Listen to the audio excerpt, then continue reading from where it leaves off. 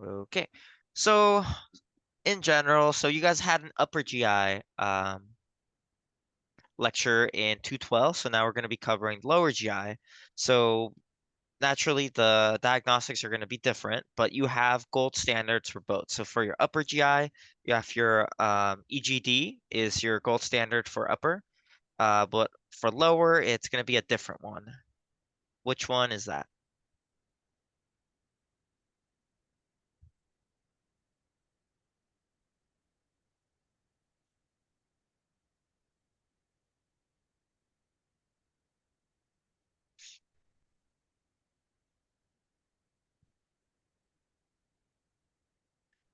Yeah, your colonoscopy is going to be your gold standard.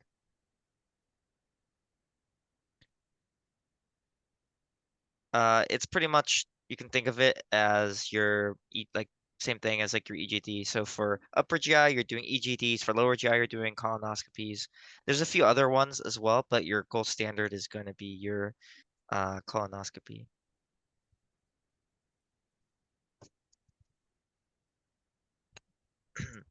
So we also have some labs as well that can be helpful to look at things related to GI issues. So when you think of some GI issues, what comes to mind in particular?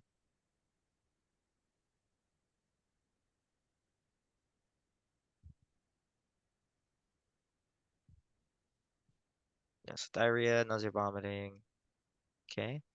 Yeah, Diane's going straight into the H and H. So what specific thing makes you want to look at the H and H? But yeah, that would be one as well. So very common. People taking a lot of NSAIDs can get this. Yeah, you have your GI bleeding. So hemorrhaging GI bleeds.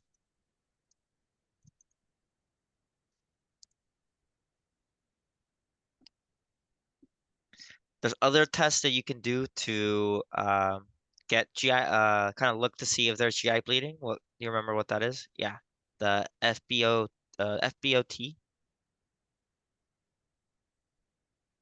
Yeah, so she says, so Kayla mentions, yeah, this can disturb F&E balance. So that's another important thing to think about. So for specimen, that's your FBOT. That's your fecal occult blood test. And that's going to be able to see if there's blood in the stool. So some of the things that you can see from the FBOT that you might not see from just visual. So visual, we have um, the black tarry stools, but the FBOT can find any trace of it that might not be visually obvious. There's some education that goes along with this. Can anyone think of it? Yeah, the KUB. Yeah, that's what would be the X-ray. Can you think of any education before someone gets an fecal occult blood test? Yeah. You tell them a diet, like not to eat meat, red meat, Yep. avoid aspirin Yep. Why avoid aspirin? because it causes bleeding. Yep, exactly. Yeah, I think also like avoiding red foods in general, I think is typically recommended. Um, you don't want it to obscure um the thing because it's looking for like any blood. So anything that might obscure. I think there's a few other ones. I think they tell you to avoid high fiber foods for this, and yeah, maybe like some raw vegetables and stuff because they can cause a false positive. So then for your x-rays, Khaled mentioned the KUB, other known as your flat plate. That's your kidney, ureter, bladder. No prep really required for that. You have some other things like, you have your CT, your MRI. And that's going to be, you're going to have to be MPO for that. And there's something that maybe you guys remember going over in 212. And that was your barium swallow. So this can, or sorry, your barium enema. And this one's like, so you have barium swallow, but this has the barium enema. So very similar to that. You're getting kind of a view of what's going on in the large intestine. And similar to the barium swallow, your barium enema will lead to white stool, so you gotta let them know about that. You also should be NPO for that. Says is OBA a test? So there is that to check for yeah, so that'd be a test as well. So that'd be in specimen. So you can get um stool cultures that can check for C. diff, parasites in stool. But don't go in too deep. Just kind of understand what are possibilities there. Understand, I think. I think your big thing here is kind of understand some of the labs that you can look at with your lower GI. A lot of it kind of has to do with your H&H because GI bleeds is a big deal. And some of your chronic conditions also can lead to bleeding and stuff like that. Next thing is your specimens cover bleeding in the stools. You can have stool cultures, you can have parasites, C. diff, and then your examinations include your KUB, which is essentially just an X-ray of that lower area.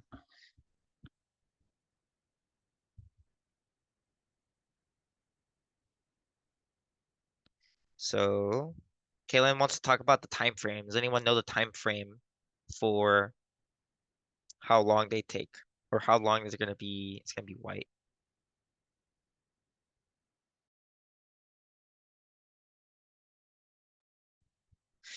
Yeah, like a few days. So make sure that they just like know, like they know that it's gonna be white stools. So we talked about your colonoscopy here. That's your gold standard. We already kind of talked about it, but we can go over some specific educations as well. Um, so we already talked about it. So let's just do used for, and this is your gold standard. Gold standard for assessing lower GI issues. Education, again, I don't think it goes too into detail, but you're checking to see what issues exist there. See if there's anything else. Usually you have like a prep that goes on. So you drink like a prep, like go light. It's go lightly, I think it's called. Yeah, like a few hours before, 6 to 8 hours.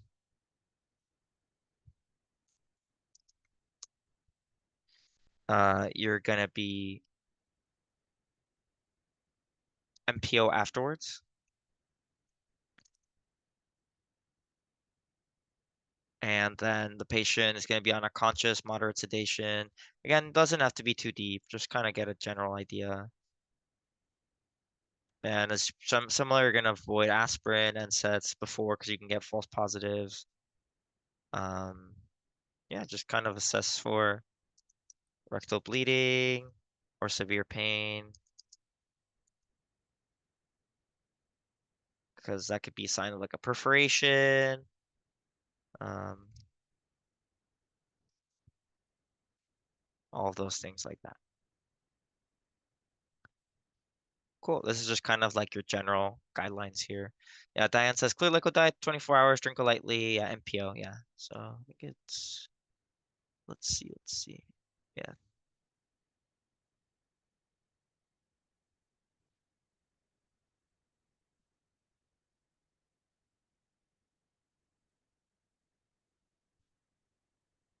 Yeah, they can have clear liquids the night before. So I'll kind of include that. Clear liquids.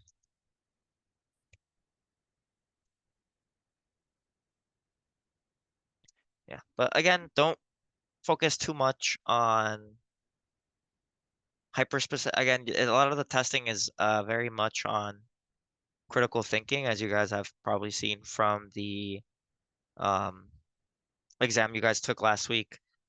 The critical thinking portion becomes really important. So again, you can have those situations where maybe you can recite the entire collection of, is this still visible for you guys?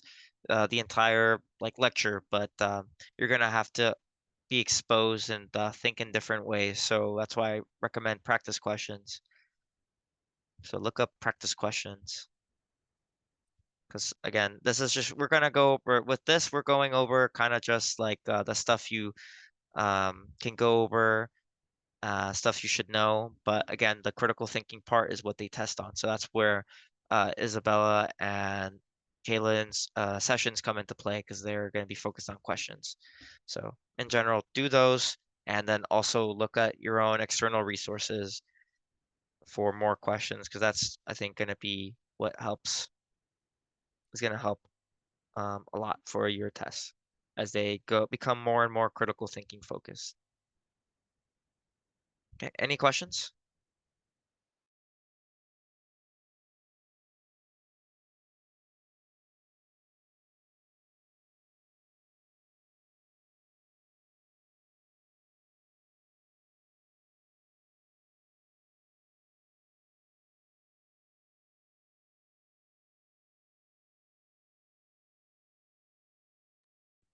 Okay, so we're gonna move on to hernias. So there's a few different types, and again, you don't have to have a PhD on hernias. It's just kind of going in with the critical thinking, but different types include, I'll just post a picture of it actually, it's a little bit easier.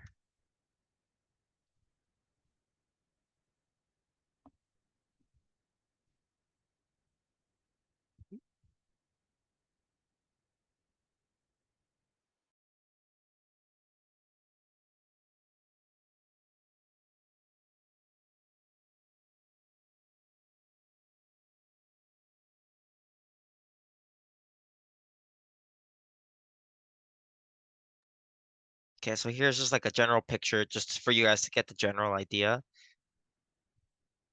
And 212, you guys went over hiatal hernias, which is more like the esophagus rather than like your esophagus. It's your esophagus and your hiatus, which is that part with your diaphragm. But this is lower GI, so it's more about these epigastric, umbilical, inguinal, femoral, and right now your focus is just on understanding um, how to treat it more so than knowing the ins and outs of each and everything here. So right now, I really just want to focus on your management here. So what is the treatment? What is the primary form of management for hiatal, for any hernia or for like these lower GI hernias?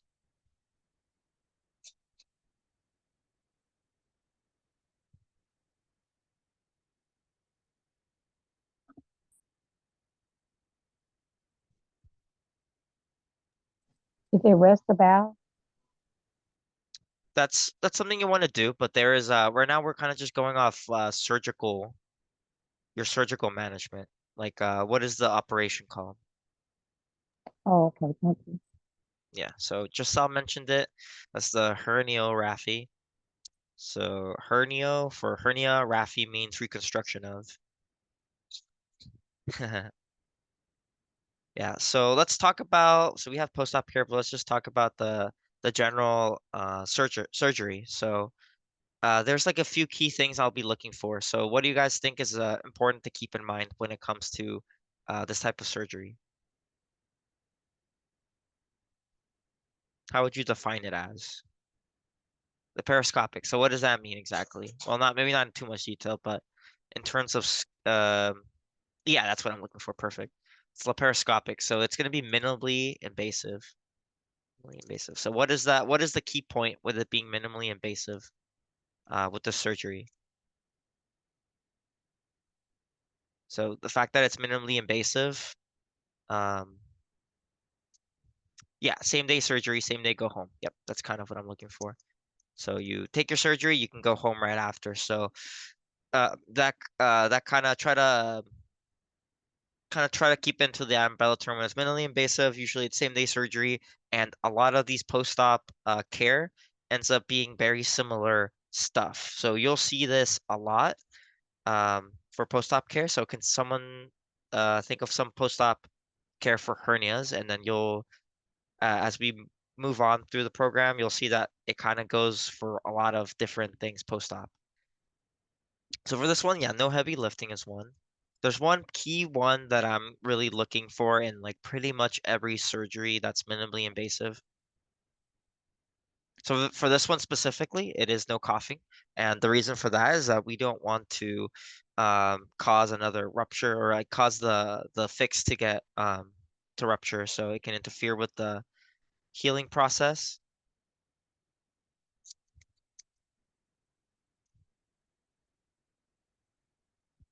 Splinting using a pillow, yeah. And that's another one. That one's a general one that you can use for a lot of patients that are having surgeries.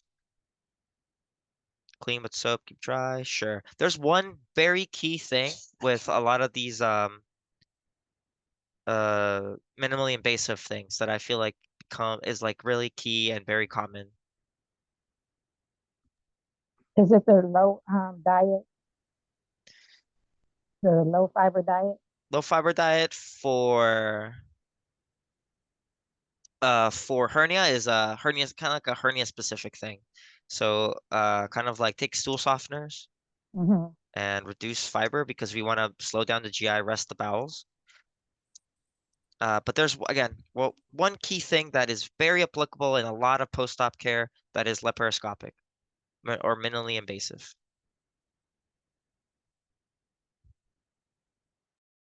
What? Less GIs, resting the bowels. Maybe it's just,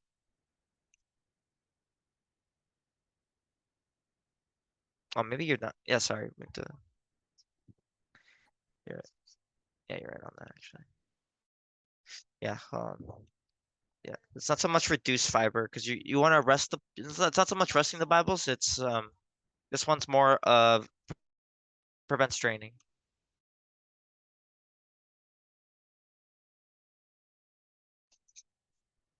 So stool softeners, maybe not so much reduced fiber. You want to prevent straining. So your end goal is to make it so that they're not straining and then risking breaking the fix.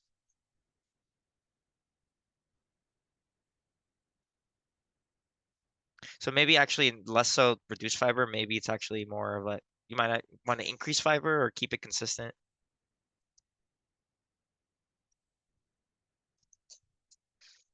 Okay, so what I was looking for is actually early ambulation.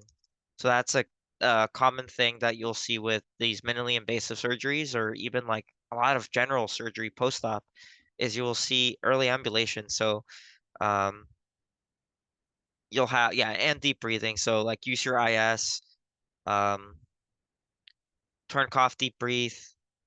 If they're, oh, for general, it's turn cough, deep breathe. For specifically hernia, there's no coughing.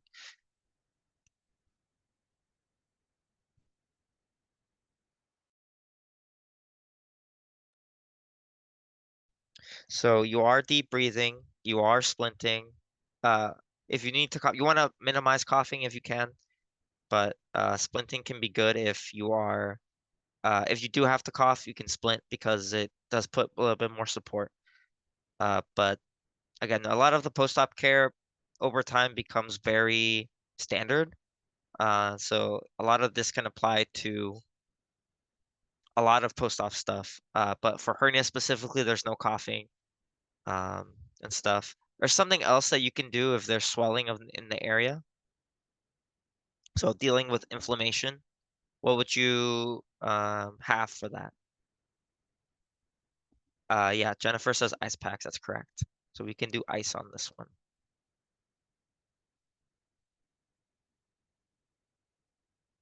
That's good.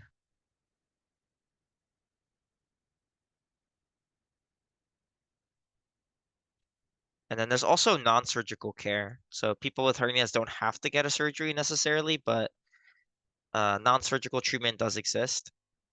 Can anyone think of it?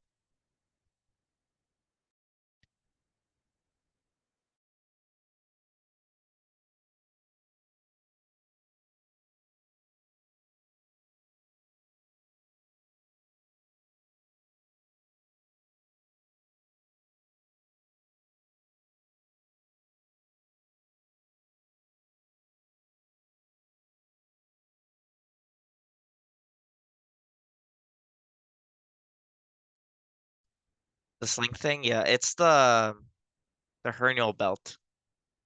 the truce slash hernia belt. It's a hernia support.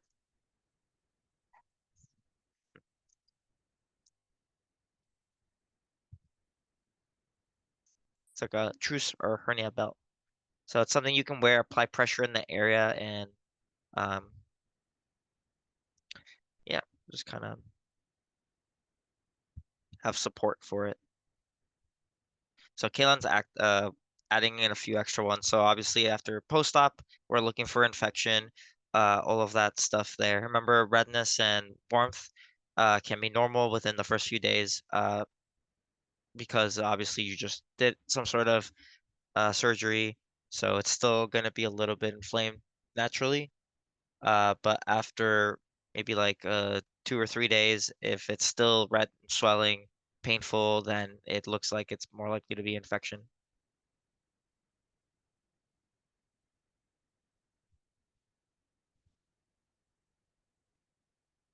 Okay, is there anything you guys feel is missing here, or any questions on anything?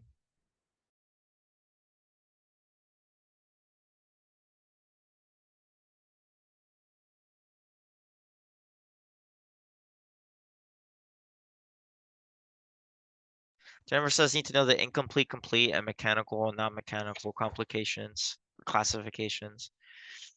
Mm, that's more of obstruction, so that's more further down.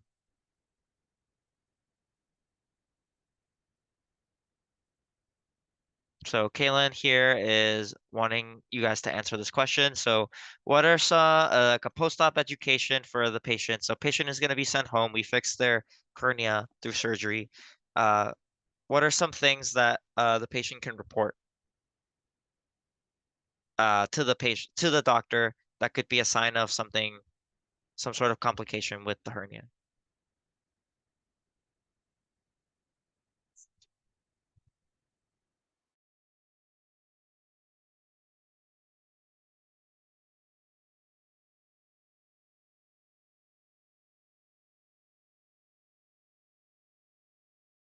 Or even without the surgery, it could still be, the patient has the hernia belt and they're being monitored. Some things that they can report if they're feeling symptoms of something. So, can anyone think of that?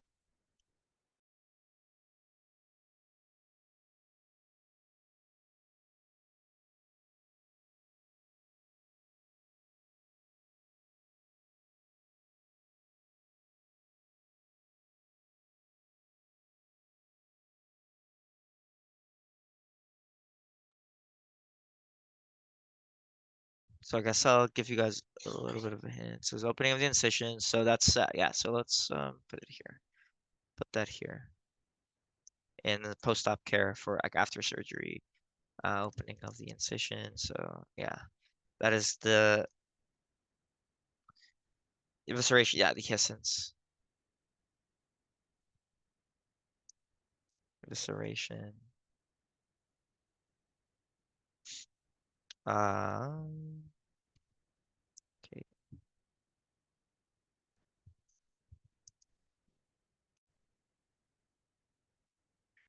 Yeah, like infection. So they should know general signs of infection. So maybe the fever, redness, warmth, pain. Pain, especially like 2 to 3 days after surgery. What about here for non-surgical? So if this is referring to someone that did not get the surgery, so without the surgical, just someone that's working with their hernia through a hernia belt. So what I'm kind of looking for is some complications of someone having a hernia, of someone having their part of their bowel sticking out of another part. What do you think happens to that part of the bowel that's penetrated through?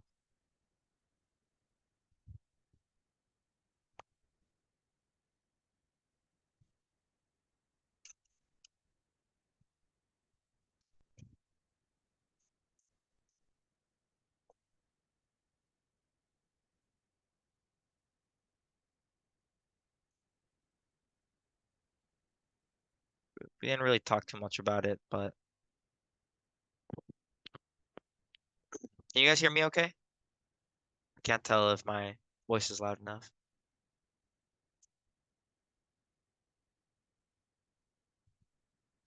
Giselle says bowel ischemia. Yeah, that's kind of what I was looking for. So they call it strangulation. So if you think about the fact that the hernia is part of the bowel that's poked through, then the rest is kind of choking it. So the strangulation can lead to the tissue not getting enough oxygen, the part that's herniated out, and then that can lead to some signs and symptoms of bowel ischemia. So what are those signs and symptoms you guys can think about? And Kayla says skin issues. So yeah, you could do things such as inspect skin daily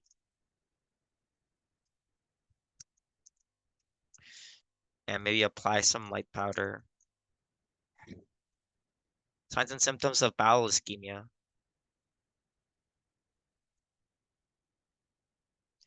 So if my bowel was robbed of oxygen, what do you guys think would happen? What kind of symptoms do you think would happen? Bluish, yeah. Yeah, pretty much. I mean, like tissue hypoxia. So, would it be painful? Yeah, it'd be painful. Think of your heart. When you have heart ischemia, you get that chest pain. So when you have bowel ischemia, you'll also get pain in that area. What about some general GI symptoms that kind of just you think you could imagine going together with just GI issues in general? Just like the general go-to. Your bowels are, yeah, nausea, vomiting. If your bowels aren't doing too good, you're not gonna feel too good. You're gonna feel a little bit of nausea, want to vomit. Decreased motility, yeah. So not just even decreased motility, this could actually lead to it could lead to potentially like an obstruction or even just the inability to pass stool, inability to pass gas, all of that stuff. Yeah, you can feel bloated.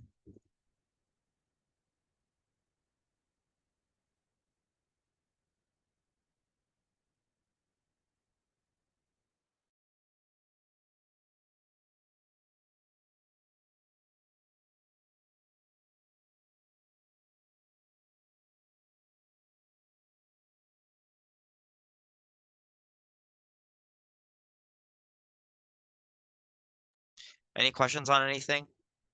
Anything that needs to be clarified?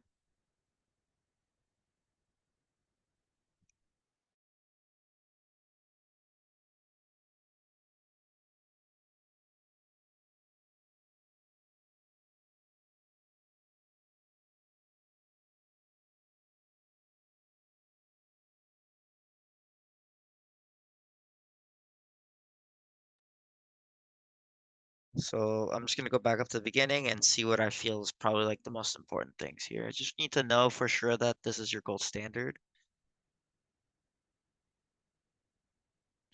Understand that a lot of lower GI issues involve GI bleeding and stuff. Generalize, we can do a lot of CT, MRI, X-ray, the KUB. Maybe just generally know what goes on for a colonoscopy, know hernias in general, and understand the surgery and what to do post-op. And understand that it's a minimally invasive surgery, so the patient gets the surgery, is able to go same day. They should be ambulating right after the surgery. Um, a big one here is the no coughing. That's like no coughing. I think stool softeners are probably important because they you don't want to prevent you want to prevent the straining or anything that can cause pressure on there. Things that you can do, ice packs, the general thing you always want to think about with post-op infection, um, early ambulation. Normally a turn cough, deep breathe, but in this case there's no coughing because we don't want to mess with the repair. Weak areas flat mesh. Yes.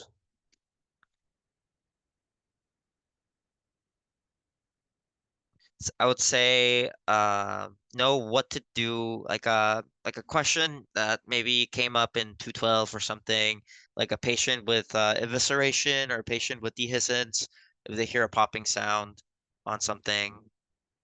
Um, maybe it doesn't apply as much to this, but it's just kind of like you hear a popping sound and there's like it's sticking out. That's when you put the sterile gauze on it, call the doctor. You don't try to stick it back in. Probably know the signs and symptoms of your strangulation. So when you have your bowels strangulated, they're ischemic and it's painful. You have nausea, vomiting, obstruction, you're bloated. I think that's like the main things to think about. So now we can talk about obstruction. So this is what she was kind of mentioning. Um, could either be complete or incomplete, mechanical or non-mechanical. Is what Jennifer was talking about. As for if you need to know the differentiation between them, I don't think it hurts to know it. Mechanical is physical obstruction. Non-mechanical would be pretty much everything else. No physical obstruction, but it might be like a paralytic ileus. So your bowels are not really doing peristalsis like they should. So it could be happening to electrolyte imbalances. Remember your kalemias. So your hypokalemia can lead to a slower GI because your body can get rid of potassium easily through the feces as well. So essentially, it kind of doesn't want to. So it kind of slows down because it's hypokalemic. So that's where you get that slower GI motility. And non-mechanical again is non-physical obstruction, while mechanical is your physical obstruction. So maybe I'll write it here. Um, so mechanical, that's physical obstruction.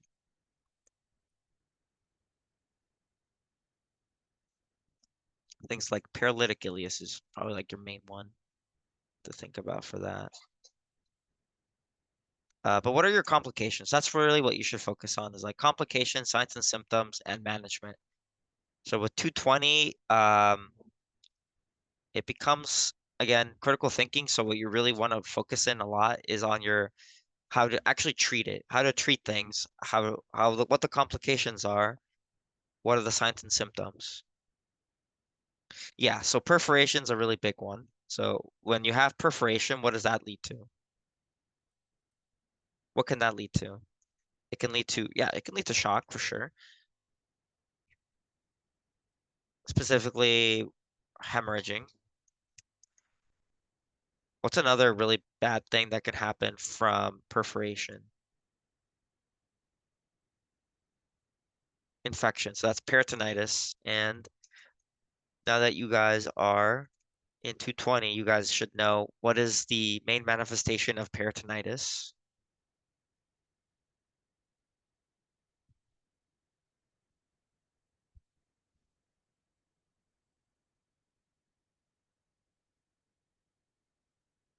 So your peritonitis is defined by a very specific thing.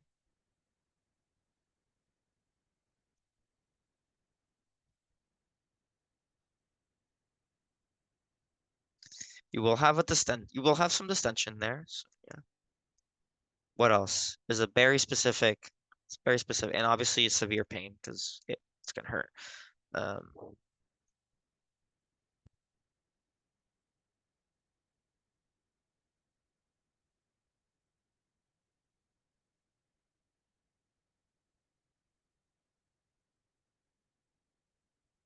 I want kind of like a physical description. Physical description. This is what you'll see. You can have some nausea, vomiting. Yeah, nausea, vomiting, diarrhea.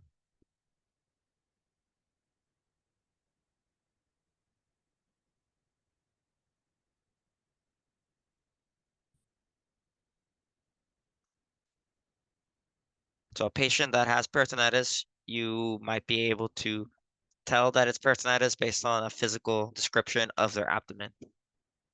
What is it?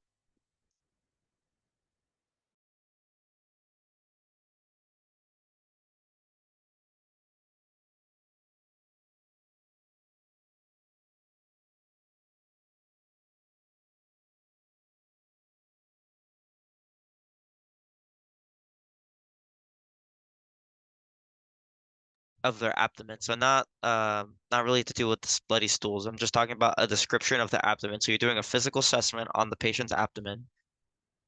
So what does that involve?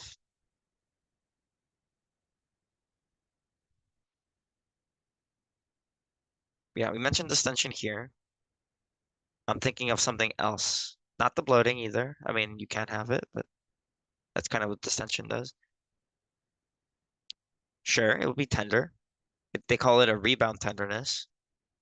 So what else?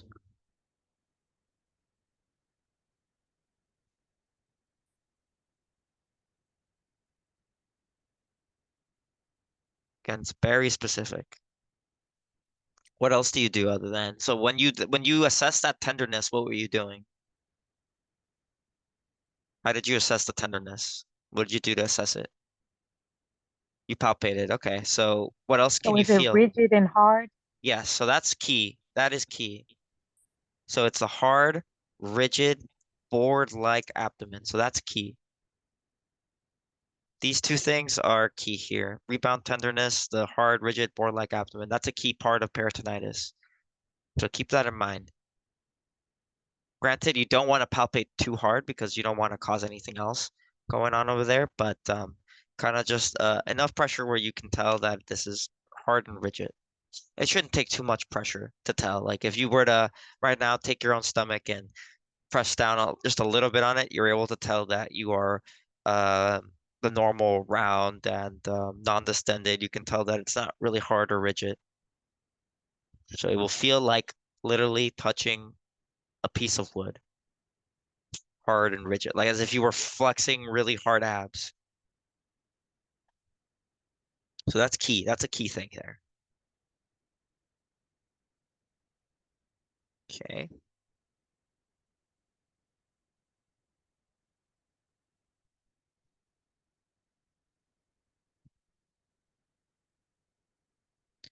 So let me see what else we can go over here.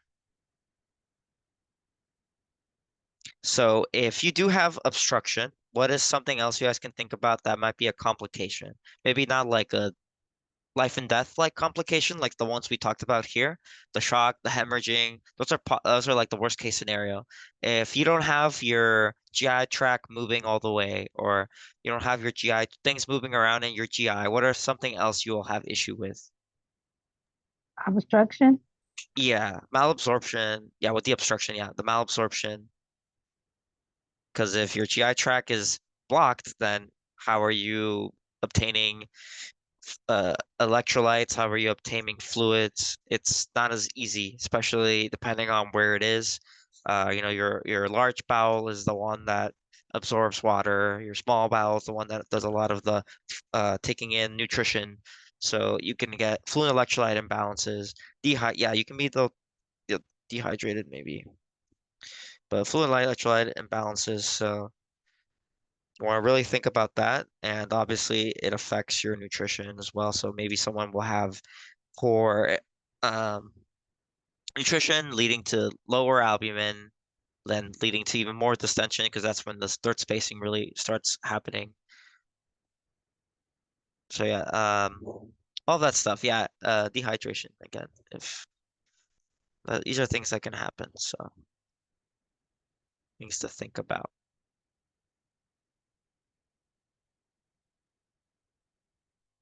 What about bowel sounds? What are we thinking about? It's not really a complication, but we're just gonna go into here. Manifestations. Kind of already talked a lot about these. So we said nausea, vomiting. You can have some distension. You can have they call it obstipation. We talked about no passage of stool or gas. Yeah, so Jennifer, hypo or hyperactive, that's true. It's really not rigid. It's not particularly rigid in terms of like which one it is. It's possible that it's hyperactive before the like it could be you're catching it where it's hyperactive. Your body's trying to like really get it through, it can't, and then at some point it becomes hypoactive because the body's like, okay, we just can't get it through. Could be yes, exactly. Could be both. Depend again, also depends on where the obstruction is. So yeah, the main thing is really just an abnormal, um, maybe abnormal or unexpected bowel sound. So Obviously, after someone eats something, we can expect their bowels to be a bit hyperactive. But maybe after someone's been at rest, um, maybe we don't really expect their you don't really expect them to have hyperactive bowel sounds.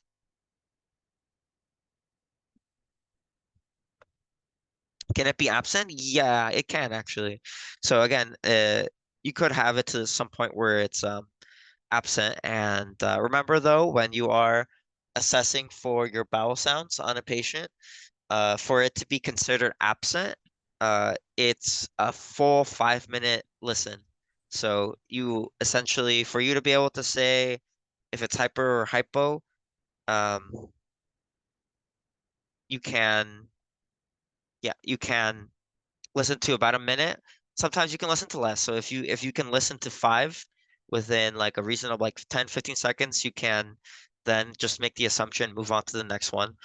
Um, if you get very, very low amounts of what was I saying again?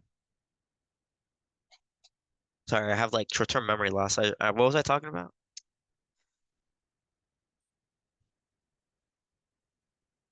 The bowel sounds. Oh yeah, bowel sounds. Okay, so you have yeah, if you don't feel like you're hearing like a reasonable amount of them, like at least five within like 10, 15 seconds, then you should listen to a full minute. And if you still don't hear anything in that full minute, you have to then listen for 5 minutes. And until those 5 minutes pass, and with no sounds, it is not until then that you can actually document that as absent bowel sounds. So just keep that in mind. So it can be hyper or hypo depending on where you listen and condition also. Like it could be that you're catching it where it's trying to compensate a little, or just it just depends. But as long as you can tell it's unexpected or abnormal, then you're good on that. So things to keep in mind and pain. We talked about pain. If you're not able to, if someone's been constipated for long periods of time, it starts to get painful. And all of this, the severity of it, how it manifests, a lot of the time depends on where it's obstructed, depends on how long it's been happening. So it can be very patient specific, but these are the kind of things you'll probably see there. So we're going to talk about management for all of this. So what are the things that you really want to prioritize when it comes to someone with a bowel obstruction? So kind of look back at your complications and think about things that might be needed on someone that is having uh, these bowel obstructions.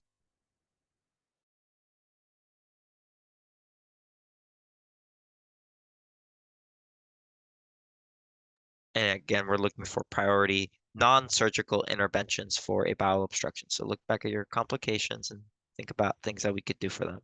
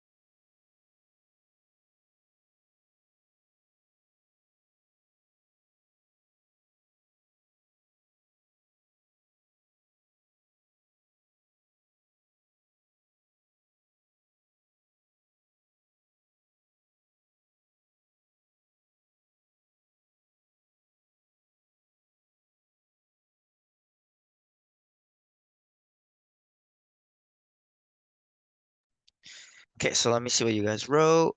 Yeah, so again, from your complications here, naturally these are going to be like the worst possible case scenario, but one of the things that's pretty much always going to be present to some degree is the fact that if they're obstructed, their GI is not working the way it should. Their GI is obviously going to manage your hydration, some of your hydration levels from wasting water. It's going to get the absorption of your nutrients, so you're going to have some F&E imbalances, nutrition imbalances. So that's when we want to do things such as potentially have yeah, IB fluids, maybe depending on how long we're resting the bowels. So you do want to rest the bowels, of course. If you don't rest the bowels, then you're pushing more and more stuff down into where that obstruction is, and more pressure, more pressure, more pressure, pop. So that's bad too. So resting the bowels, giving them IB fluids for hydration as well. We could do an NG tube to decompress the bowels, so we can set that to suction and just kind of follow your orders. So your priority is always going to be kind of figure um, resting the bowels, IB fluids, and then keep in mind it can depend on patient condition as well. If something else is going on, they have an obstruction, and yeah. So Caitlin's gonna give you guys a question here, I suppose. Resting the bowels, NG tube to suction to decompress. So if you guys had to choose between an NG tube to decompress or giving the patient IB fluids, what would you choose? What do you think is more important? How do you guys prioritize this?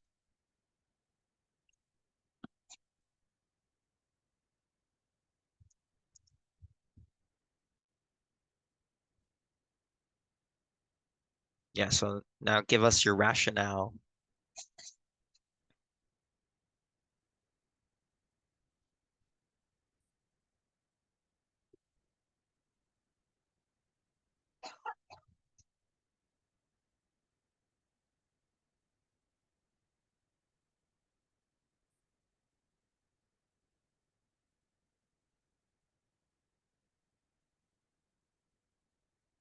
Okay, so Diane wants the NG tube to decrease GI distress. Okay. Sebastian wants to avoid perforation first and then hydrate. Interesting.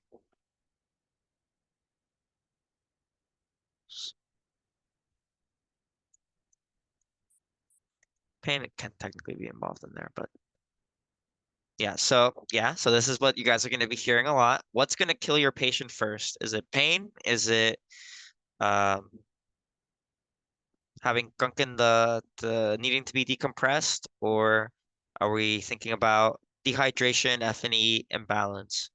So think about your ABCs. Are any of these involved in airway, breathing, or circulation? Are fluids involved in your circulation? Do you have fluids circulating?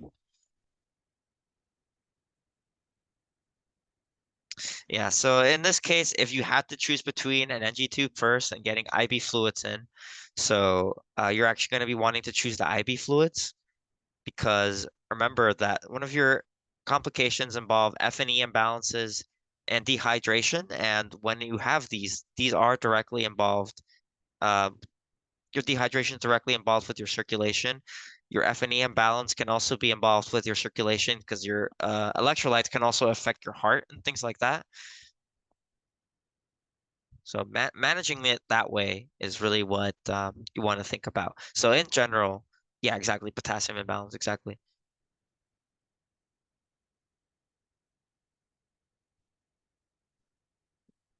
And obviously, this can be to some degree, it can be maybe patient specific or your priority is whatever your priority has to be. Uh, but even in like a situation, like let's say it's not just someone coming in with obstruction, someone who has an obstruction and has the possibility of um again, even with like thinking about your like worst case scenario, your perforation. If you have perforation, you guys told me that it can lead to shock and hemorrhaging, right?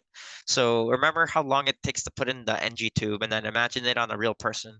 Versus, I mean, obviously you can multitask, but your priority is going to be putting the IB fluids in because if they do perforate, they're going to go into hemorrhagic shock. They're going to have their BP tank. So what's your priority there? Then it's going to be IB fluids because your IB fluids are going to replace it's going to volume expand. So and then to be specific, you're probably going to do isotonic because you want to expand the volume. Typically, at least that's the idea, but I won't confuse you guys with that, but that's kind of the idea there. So here's what Caitlin said. I might have scrolled up and you might not have seen it. So I'll read it out loud. It says, think about it like this. The patient has an obstruction, has not been able to intake or absorb much. They are already dehydrated and possibly already has some F&E imbalances. If you suction them first, I'm taking more fluid and electrolytes out. And that's true. So one of your, remember your hypokalemia causes can be NG tube suctioning. So think about that.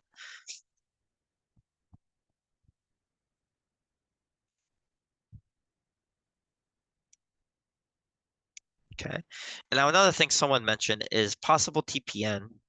You guys can do possible TPN if MPO for maybe longer than a week or so.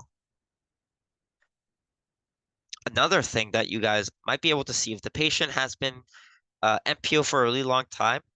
Um, so we can say volume expanders. So that's your isotonic to rebuild the makeup for dehydration. But sometimes you might see something like possible to see something like a maybe a D5 half NS on this kind of patient. We talked about how with your D5 half NS, while yes, your D5 will metabolize, and you'll be left with half NS. Because the dextrose is still there, your body is still having to metabolize. It's the shift in fluids isn't as fast as if you had just given half an S. And then the advantage of the D5 is that in theory, it's enough calories when you give the bag to prevent muscle wasting. So that's kind of where we want to be at. When you guys learn more about TPN and 232, you guys will learn about more stuff to do with that. But that's um, let's see, 4D5 to help prevent muscle wasting. That's the theory. So they get like 400 calories of sugar, and that's enough for the body to not have to start chipping away at its proteins.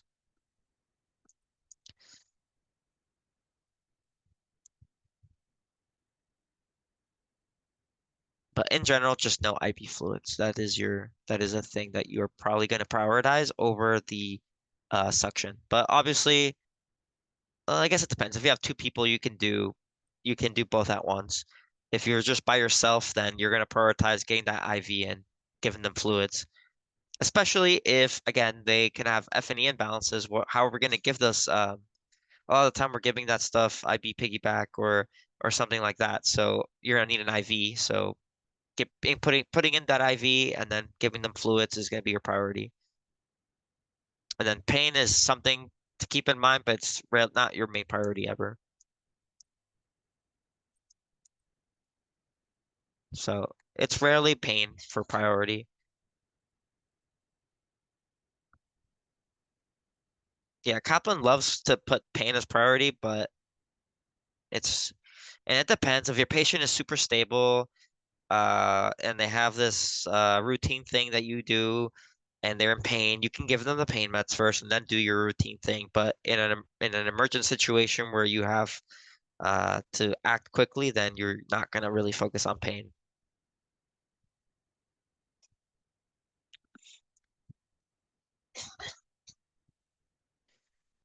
Okay, any questions on this?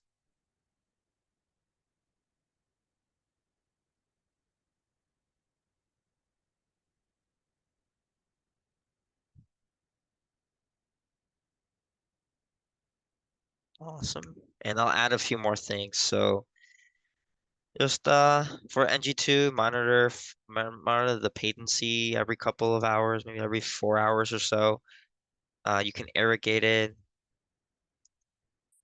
kind of put some water through there every like 4 hours or so. We want to document, remember documenting the drainage, check for skin breakdown in the nares,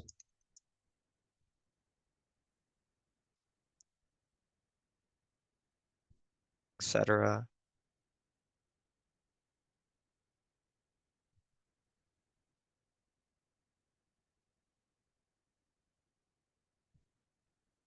Okay, so let's see what else we can talk about. So what is surgical? It says there's another tube with a balloon and the canter tube.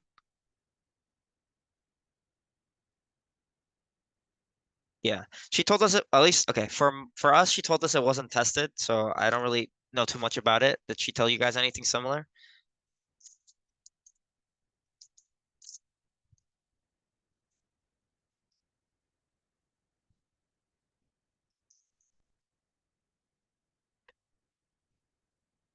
I'm not sure what she told your guys' cohort. I don't really know too much about the canter tube. We weren't tested on it. The saline sump and Levin tube, that's pretty much, I believe that is what the NG tube is made out of, like what it composes of. Those are I believe that's what those are. Again, it's less about pure knowledge, in terms of like knowing every part of your NG tube and more about just knowing what to do, how to act.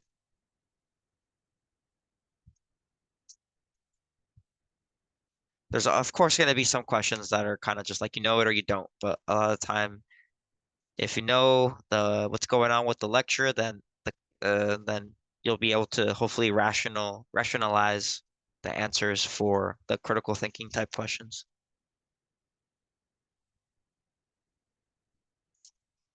Okay, and there's also a surgical intervention. How much do we know about this?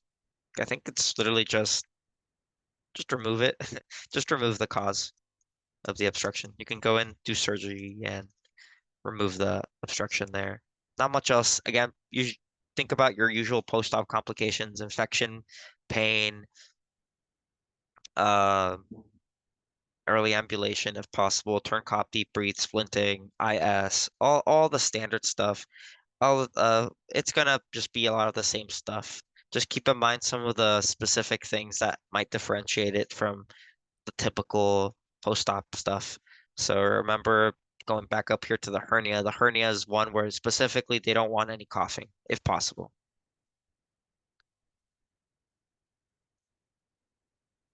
Okie dokie.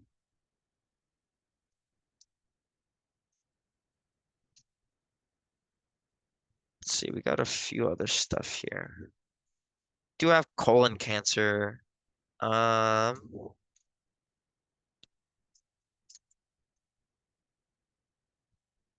let's see how much actually do I feel? I think I'm gonna skip colon cancer for now, and I'm gonna move on to acute inflammatory bowel. I'll come back to it.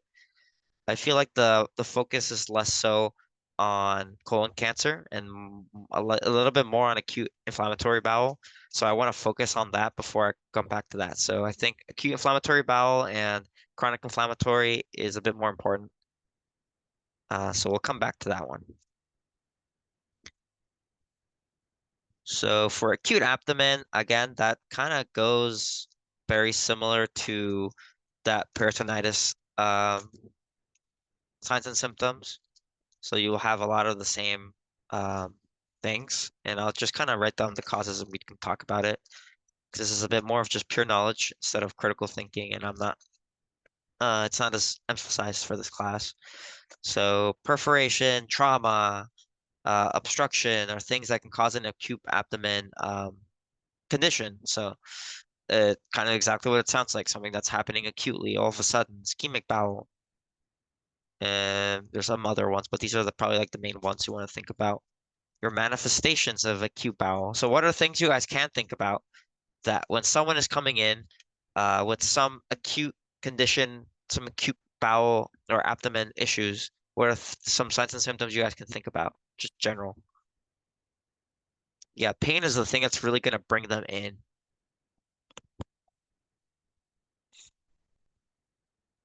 Nausea, vomiting, yep, it's always a potential thing there. So severe pain is what's really going to bring them in. Nausea, vomiting is something that they'll probably also have, and this is kind of like generalized thing for them. And a complication again is potential. So one of your biggest complications in general is, I guess I'll put it over here instead. Complication. That's your peritonitis. We talked about it, but I think this is important enough that I don't cheat. Don't look up. Actually, I don't think you can look up unless I scroll up. But um, tell me the signs and symptoms again, because that was something that it took a lot of kind of nudging for you guys to come up with the thing I was looking for. So just make sure that I really want to emphasize what's yeah, rigid.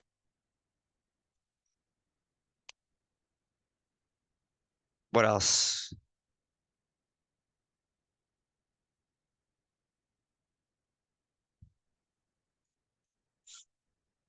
So it's a big inf The rebound tenderness, yep, the yep. rebound.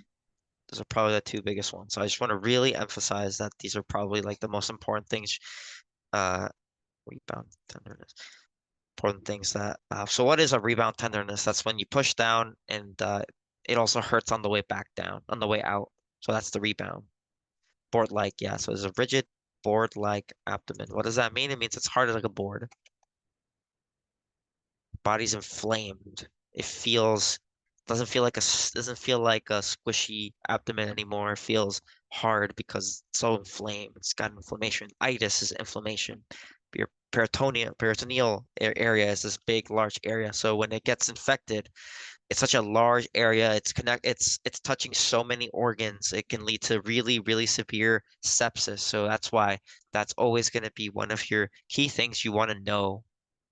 You want to be able to differentiate it. You want to be able to know when it's happening because it can lead to the patient spiraling out fast. Okay. So obviously this can also have pain, nausea, vomiting, but we already kind of went over that with the acute abdomen. But these are the things you really want to be able to do to differentiate your peritonitis.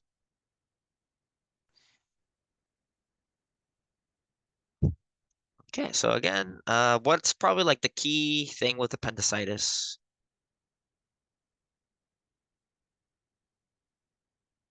So I have causes, but I mean, sometimes it just happens. Yeah, it's kind of just caused by inflammation. So it's just inflammation of the appendix. There can be obstruction and stuff like that, but again, just it's not super deep. Just kind of get the general idea of what can cause it. But what are the complications now? And you guys will see that there's a pattern to a lot of these abdomen conditions when it comes to complications. Peritonitis, what else? If you guys remember when we did upper GI, there was also kind of the same kind of pattern that you guys were seeing, and it kind of applies the same way. What else other than peritonitis? Perforation, yeah. And what does perforation lead to? Sepsis, yeah. What else does it lead to? At least a shock, at least a hemorrhaging. So a lot of the same stuff. That's pretty much GI in general. It's gonna be obstruction or inflammation, leads to the thing popping. You pop, you then get peritonitis, sepsis, shock, hemorrhaging. Pretty much a lot of the same complications that you guys will see. A fistula? Yeah, so you can have fistulas, yeah. So what is a fistula? That's when you have essentially things connecting to places that they shouldn't. And yeah, it's not a good thing when your bowels are connecting to your like your bladder or connecting to like other parts of your body. That's not going to be great. If you have poop coming out of your vagina because there's a abdominal vaginal fistula, that's not a good thing. Saw a video of that? Hmm.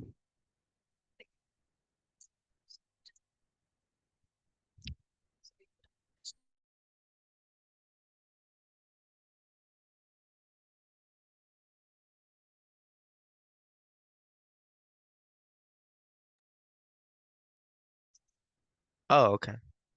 Well, go ahead. Oh, hello. Um, well, I was saying that fistula, I think I was saying on Tuesday that sometimes you could have fistulas that open up like outside of the abdomen, so it'll be leaking outside of you. So instead of connecting to an internal organ, it's going external. So that's fun. and it has a risk of skin breakdown and stuff. But I don't think you guys need to know that, but just a fun freaky fact for Halloween, I guess. I don't know. Yeah, it's pretty crazy stuff. But yeah, it's kind of the thing. It's a lot of the same stuff. You try to umbrella term it. I think that's what I do typically for lower GI, just umbrella term a lot of the stuff. So what about some manifestation for appendicitis? How does it present? And again, you guys will see that it ends up being a lot of the same stuff. Painful. Very painful. Severe, steady pain. What else can you guys think about? General GI stuff, you'll probably. So Adrian says pain in the lower right quadrant. So there's actually a specific thing with the pain in this one. You have, yeah, exactly. You have McBurney's point. So your pain will initially present in kind of like the umbilical epigastric region. So like right above your stomach, kind of like around your umbilical, like where your umbilical, what do they call that thing? What's that thing called? Where your umbilical cord Mhm. used to be. What do they call it? Belly button? Yeah, belly button. And then that pain will move from that area over to McBurney's point, which is your right lower quadrant, which makes sense. Um, that is where your appendix is. So just understand that that's essentially the pain to the right lower quadrant. So that's your McBurney's point. What else might you see with somebody elevated? Yeah. So why is that? Why are we having elevated? So are we having elevated? What? Yeah. Are we having all of this happen because we have an infection? Is that telling us immediately that we have an infection, or can it be something else? Inflammation. Inflammation, exactly. So yeah, like how we were talking in skills lab, your sickle cell, even so your priority for sickle cell is you don't want them to get sick. If they do get sick, they'll be in crisis. But when they are in crisis, their white blood cell count can be elevated even if they don't have an infection because inflammation, your white blood cell counts are also involved in inflammation. So you can have some chronic conditions that have white blood cell count with no infection just because the patient has inflammation. So in this case, it doesn't necessarily mean that they have the shift to the left. Not really. I think you guys already had a question on that in 212, and I don't think it. If you do, it might be the literal exact same question. I don't know. I'm not so sure, but I don't think so.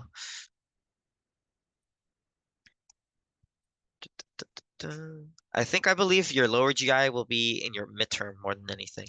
I think it's midterm and final because I think you guys already, or rather, you guys won't have a quiz on lower GI. It'll be on hypertension and CAD. Just keep that in mind. Keep that in mind that again, that's where the umbrella terms come in because if it's a midterm and final, there's a lot of topics being covered, especially because it's 220. So, not everything super deep. I think just some things to keep in mind is this for sure, and always your complications. In general, just focus on what's the worst thing that could happen. How are they presenting and how do we treat it? That's kind of the general thing that you need to always think about.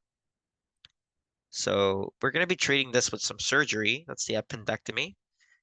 What's some pre-op thing that we can do? So if someone comes in with appendicitis, we're always going to be doing an appendectomy.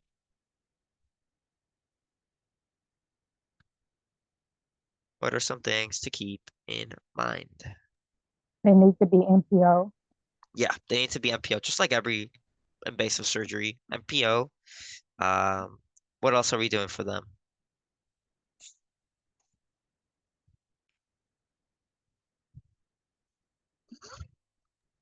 Educating. Yeah, that's never a bad thing. You always want to educating pre-op. It usually comes pre-op with education, so it's always a good thing. What are we educating them on? And then I'll keep looking at what else we're doing. People say IB fluids for sure. So remember your fluid volume, your F and E is important for someone that's going to be MPO because we're resting the bowels. We're just, yeah, pretty much just resting the bowels. We don't want to cause anything to cause the appendix to go off.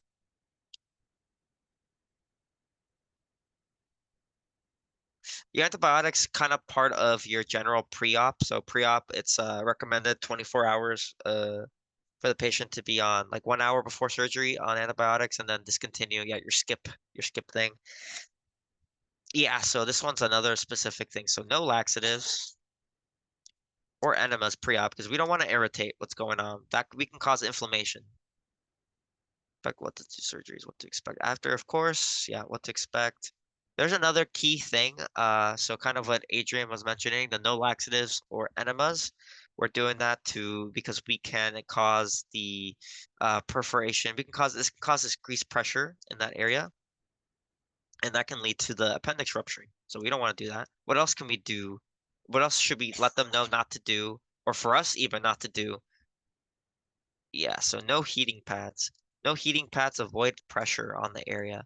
So if someone has an appendicitis, you don't want to be, I'm going to palpate that area real quick, like super hard. Yeah, you don't want to do that. You don't want to put heating pads. Heating pads is going to make blood flow to the area more. And if you have more blood flow to the area, there's a risk that um, it can lead to appendix rupturing.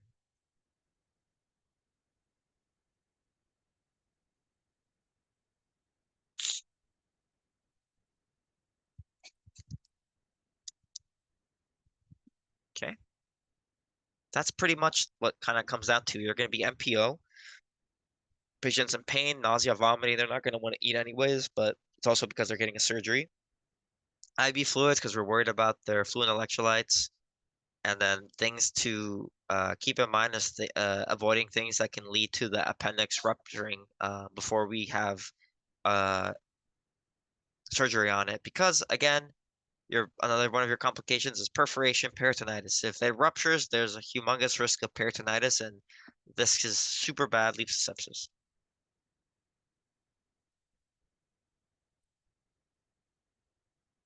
It's pretty much the same thing. It's just this is just the key thing in general. So what about post-op?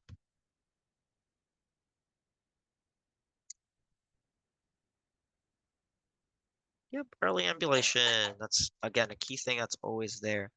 Diet, exactly, Kayla. Diet is tolerated, so you're gonna start them MPO, move them on to clear liquid, move them on to however, etc., etc. Antics, they could have hypoactive bowel sounds. Ice packs, yeah. At the time, I believe that should be okay, yeah, because it's already gone. So sure, sure. The wound care, you can put ice to go for the inflammation. Still IV fluids. Patient's gonna be on antibiotics, and what's a key teaching for antibiotics? That general, everybody on antibiotics should be told this. Take them until they're all gone Yep, and drink plenty of fluid. yep.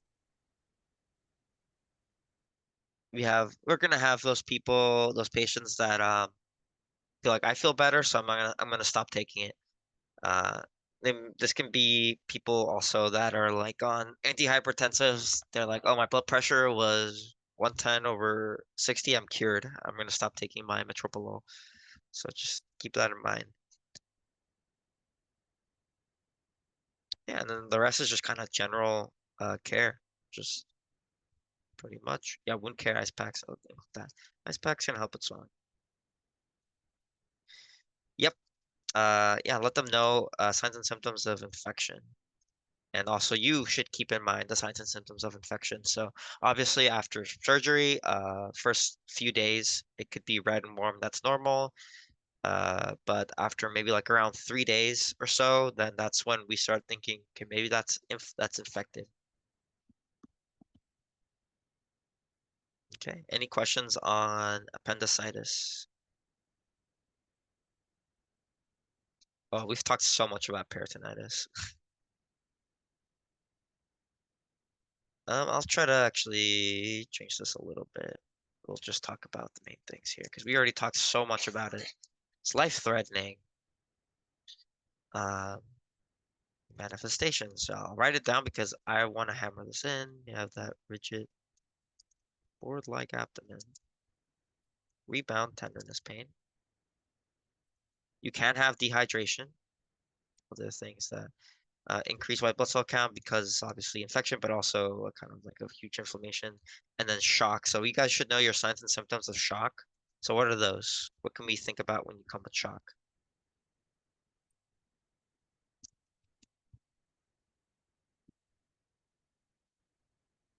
Yeah, so low BP, okay, hypotension. What else can we think about? Weak pulse. What else about the pulse?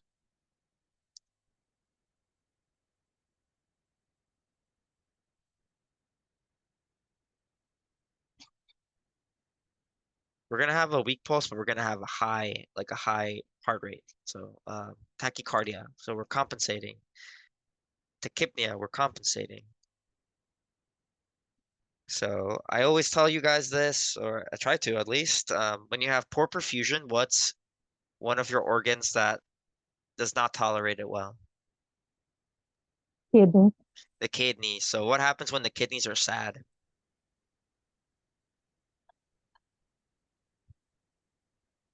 You can have some retention. What's something you can measure?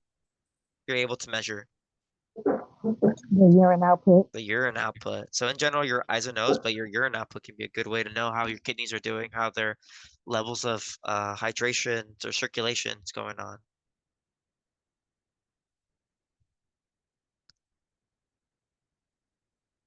All right. Cool, cool, cool. Now we can talk about diverticular disease. Oh, and so we can get some third spacing as well. Um, because obviously you just had rupture and you have a bunch of gunk flowing in there, so you can have all of that stuff. The inflammation can also just cause I remember one of your signs of shock, your late signs of shock is the third spacing. So that's like another thing that could happen. Again, this causes this like a huge peritonitis is really bad, basically. You can see from everything here. Okay. Oh, I guess we should do treatment, huh?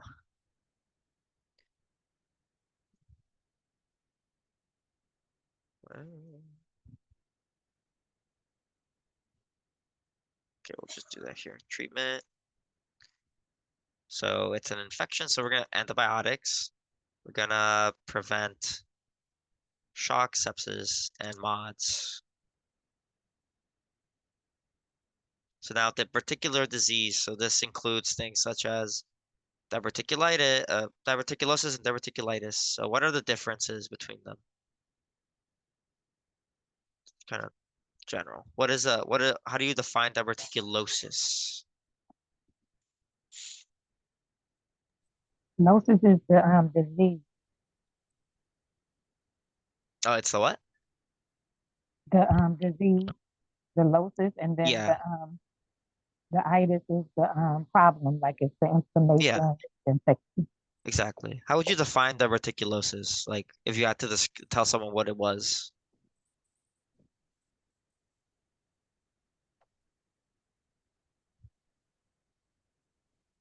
Okay, let's inflammation versus pockets on the wall. Essentially, yeah, it's kind of you have like these little uh pouch pouch like little sacs on the bowels. And a lot of the time that happens because low fiber.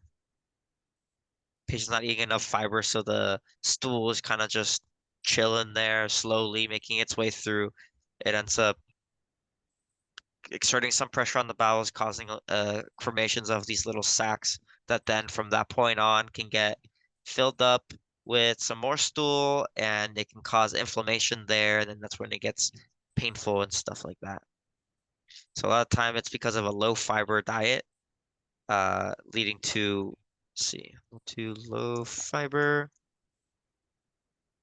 leading to a harder stool, weaker GI muscles,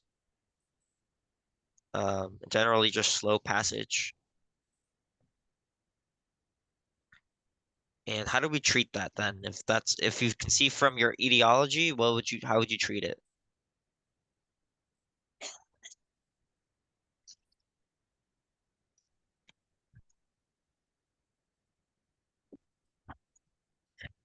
Stool softeners is one. What else? Basically, these people have this condition because they don't have good bowel care. They aren't regular.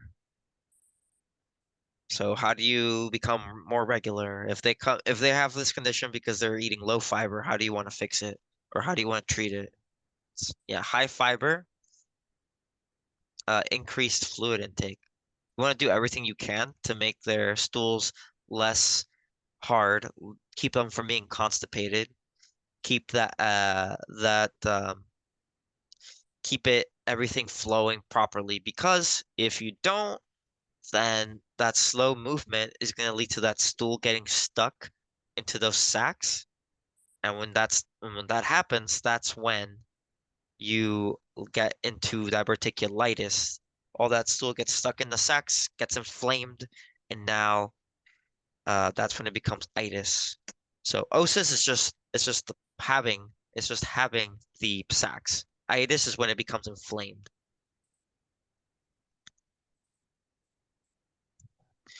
Another thing they say is to avoid foods with seeds. So what foods can you think about that you want to avoid?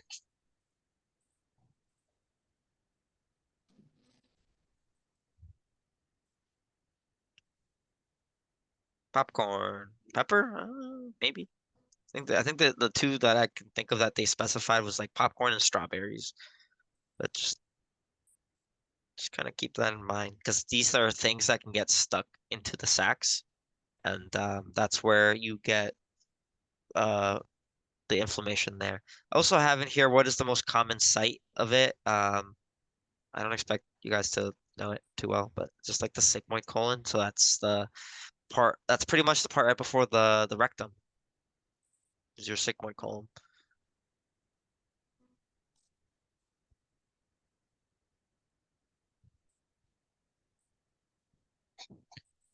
Okay, so that's the key thing here is you want higher fiber stool softeners, more fluid intake. So just kind of keep in mind your management in general. So what happens when you don't do these things? That's what when you get diverticulitis. So we talked about the inflammation in the sacs.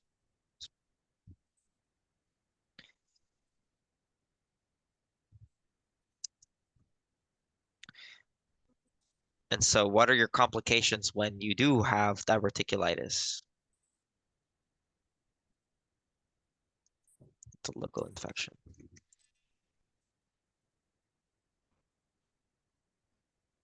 So what do we want to think about when we think about GI? So,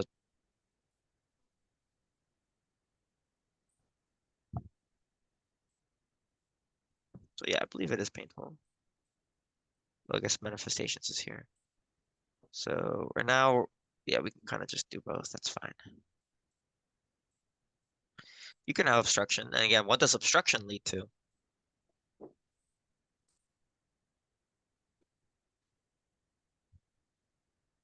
Leads to a lot of perforation and peritonitis. And perforation leads to shock slash hemorrhaging. It leads to peritonitis. So you guys kind of see again what we're getting at here. A lot of it leads to end up the same thing.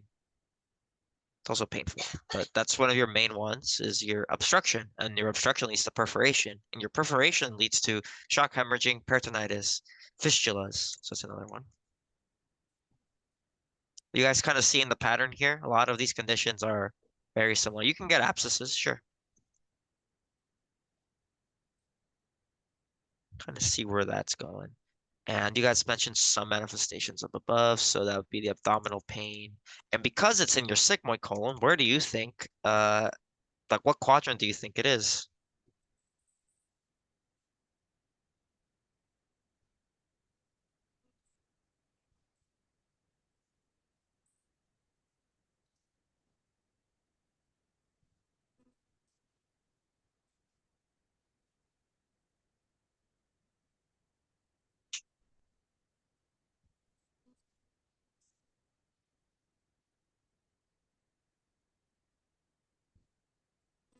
Yeah, left lower quadrant. Sorry, I was looking at my phone. Exactly. So if you think about knowing that it's the sigmoid colon, maybe that helps you remember it's the left lower quadrant. You can have some constipation or diarrhea, so it's a little could be a little bit of either fever, malaise, which is just general feel bad, elevated white blood cell counts, infection, but also inflammation and decreased You can have some decreased H&H because it can lead to a little bit of bleeding. And again, the bleeding doesn't have to mean that it's automatically like a full shock hemorrhaging. It can just be related to all of that stuff right there. Jennifer says dehydration. Probably, yeah. I mean, probably the patient's dehydrated on top of that. So then what is your management for non-surgical management?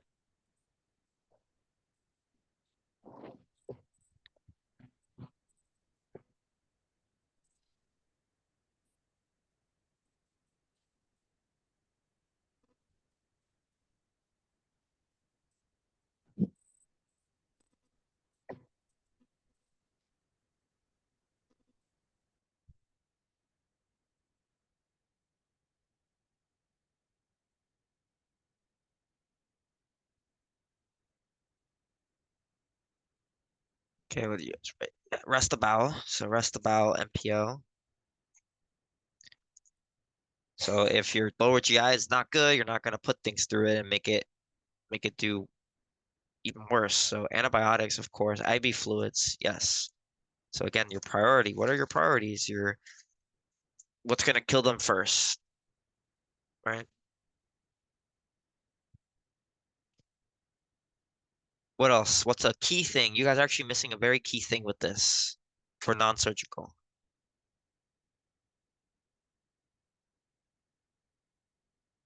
Well, I guess it kind of goes along with the MPO part. No, it's actually not increased fiber. It's actually decreased fiber. No fiber, in fact. So why? So if we're rest again, why do you think it's no fiber? Well, well, other than the fact that we're MPO, and it's kind of written there actually, but why do you think it's to rest it? Yeah, if you increase fiber, you're gonna irritate it more. So the general thing is that patient with diverticulosis wants to be on a high fiber diet, but if they develop diverticulitis, they have to stop the fiber because then they are stimulating their GI tract. And if you're already inflamed, that's going to make it worse. You're going to increase your risk of that perforation happening from the high flow or higher flow, especially because you already have inflammation of your little diverticulitis sac or diverticulosis sacs. So antibiotics, rest the fiber, rest the fiber, rest the bowel, IV fluids. Look out for constipation and stuff. You can do NGT suction as well.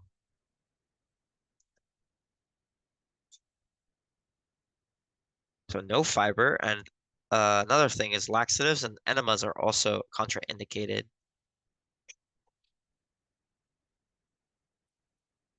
which makes sense. If you're resting the bowels, you don't want things to make things faster for you. Something else, another medication that maybe comes up is Bentyl. This is gonna be used uh, to gut antispasmodic, so it's gonna decrease GI motility. So this could be something that's given to slow down the GI, so it's not gonna cause as much issues. Whoops.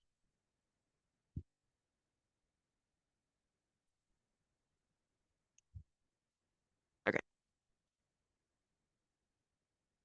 cool. So we get that. So diverticulosis, you want that high fiber, stool softeners, laxatives, more fluid intake. Diverticulitis, we want to almost do the opposite. We still want fluids. We never not want fluids, but MPO, no laxatives or enemas, no fiber, resting the bowels, and always remember complications. So it's pretty much always the same.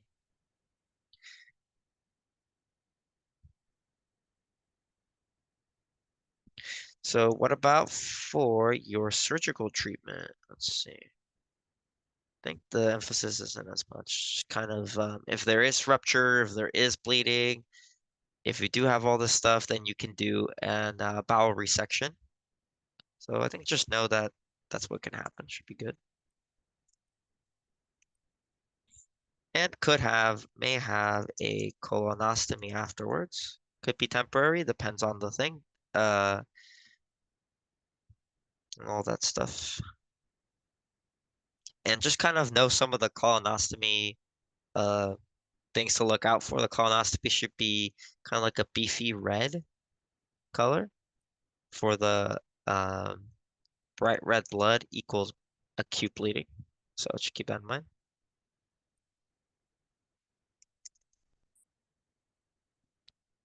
What else? Yeah, just kind of keep some of that stuff in mind.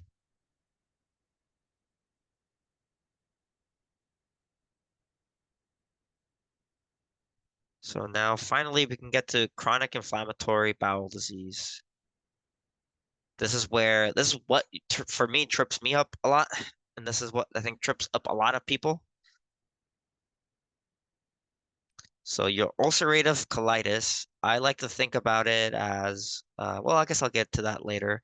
Your causes, I'm just going to talk about it because we're running out of time. So autoimmune, this is an autoimmune disease, and your ulcerative colitis is going to be focused heavily on large colon, the large colon, and your sigmoid slash rectum. So the end, pretty much the end.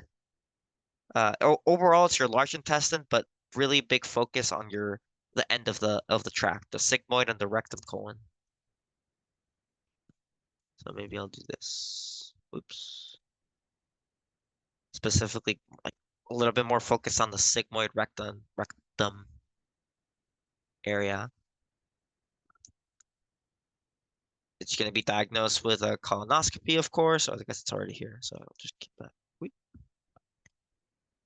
And we can talk about some manifestations. What do you guys think about when you think about well, I just said the same thing. So what do you guys think about for ulcerative colitis? What do you attribute to it? Did you use a type Diarrhea, of diarrhea? What kind of diarrhea? watery and bloody. Bloody diarrhea. So the way I think of it is, shout outs to my friend Bella. Ulcerative colitis, you see blood.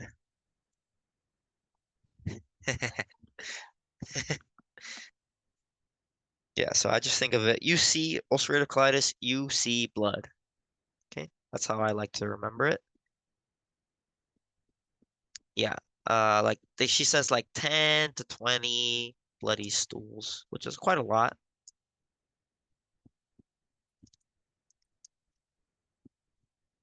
So obviously this person can then be anemic because they're losing blood. They could be dehydrated because of it. Maybe tachycardic because of compensation. Yeah, you'll anemic comes with that pallor and fatigue, so it kind of goes along with that. What else do you guys think about when you guys think about ulcerative colitis? Why is it doing this? Guess we'll do that here.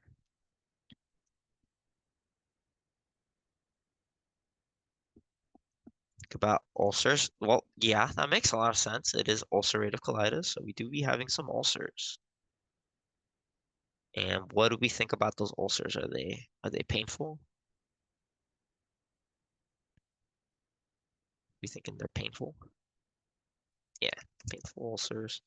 Bloody diarrhea. You could have some abdominal pain as well. That's kind of goes with that. Abdominal pain, painful ulcers, abdominal pain. What else can we have here? We talked about dehydration. I'll probably actually put dehydration in its own little column here. Your dehydration again, if this is affecting your large colon, then dehydration makes sense. Difficulty absorbing water because your large colon is going to be absorbing water.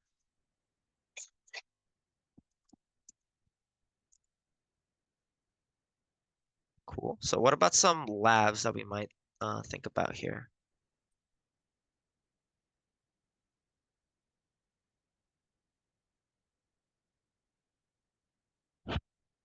So someone that is constantly having bloody diarrhea, dehydrated, low H&H makes a lot of sense to me. What else can we see in labs?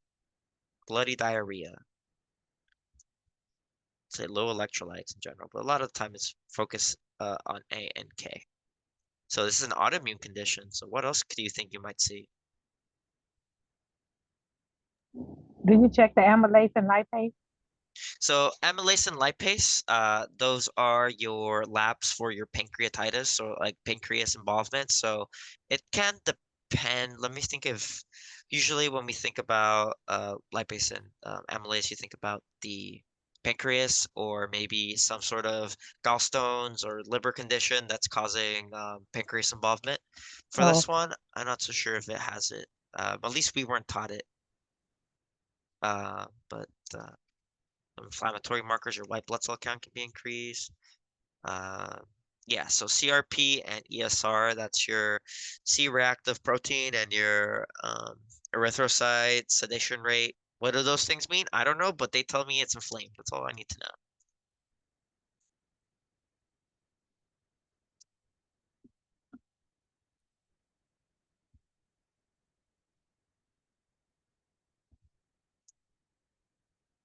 Okay. All right. So I think your priority here is on making sure that you know it has a bloody diarrhea, dehydration, electrolyte imbalances. So remember, think about that. And then what are some complications? This is where it gets a little freaky. It's gonna be a lot of your same stuff. So I'm not gonna we have it here separated as you don't it doesn't matter. Just no complications in general. So it's a lower GI issue. So what are we thinking about?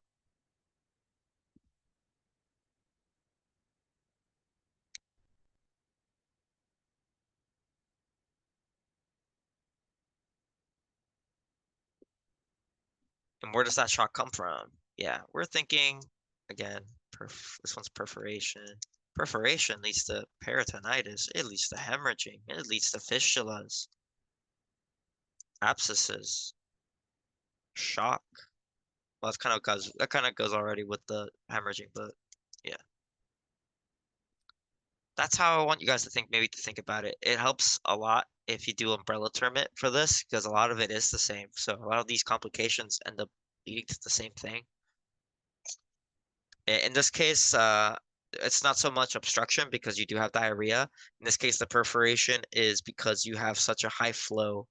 The bowel walls get too much pressure, and you can have that. You can have it pop essentially. It's inflamed. It's got high flow, all this other stuff. There's another one that they talk about. I don't think it's really emphasized too much, but it's like the toxic megacolon, which is really gnarly if you look it up. I think I saw when I looked it up, it was like a picture of a nurse and she was posing next to the toxic megacolon. That thing was huge. So it's kind of interesting to look up. It's just kind of knowing that it's one is your main thing. And you do have some extra intestinal complications. I think just know that the fact that they exist is a thing. Essentially, you have things that are not really related to the intestines as much. So yeah, arthritis. But again, the priority isn't as much on this. Gallstones. So there with your gallstones, so maybe that's where what you were getting at, Rosemary. So with your gallstones can lead to liver and pancreas involvement if they are um causing inflammation, the cholelithiasis. So maybe that's where you can get that from. Increased risk of colon cancer. So I think just knowing that. And I don't think we'll have time to go through colon cancer, but I also don't think it's particularly emphasized. I think just knowing that it exists and it kind of, you can cluster it a bit with your general cancer. Whoops, keep doing that. With your general cancer signs and symptoms. So just kind of quickly read it out.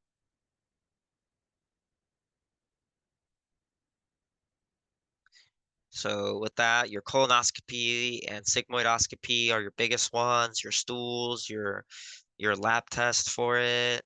You can do surgery, radiation, chemotherapy,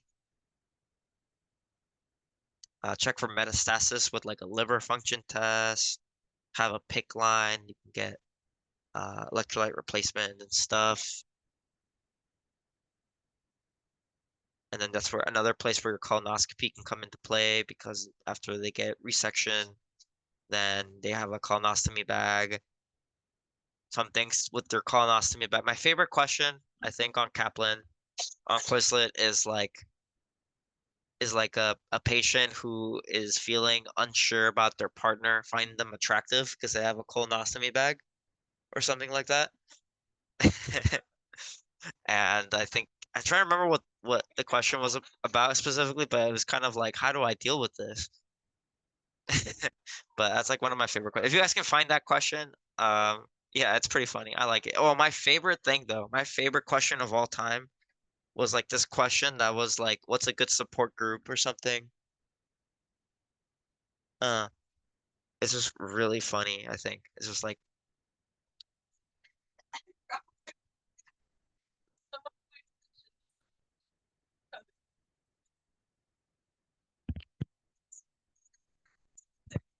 oh, okay. Oh, the colostomies, yeah.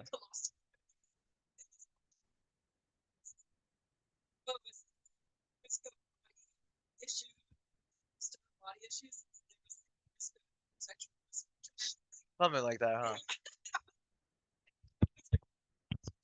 But yeah, that's like it's like one of my favorite questions is like quite like random questions about colonostomy, and like people feeling unsure. It's like the random psych question where it's like, tell me more, or like stuff like that. I don't know, it's just funny to me. Okay, but now we can go over Crohn's disease.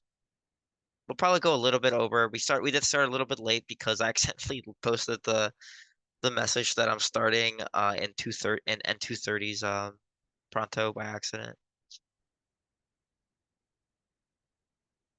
Okay, so now Crohn's disease. I think this one again, we don't the cause is whatever. It's just linked to genetics. Again, you're gonna diagnosing this with a colonoscopy. That's your again your gold standard. So it's always gonna be the thing you focus on. And where how much does this affect? What does this affect? The mouth to the anus. Yeah, this is the entire GI tract. I think yeah, okay.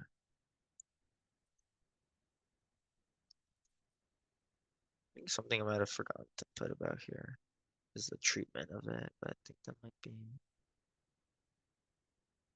so. Yeah, I think it's because the management for both are pretty much the same. So we'll talk about the management for both. Endoscopy, I think so, yeah, because yeah, again, it covers the entire GI tract. So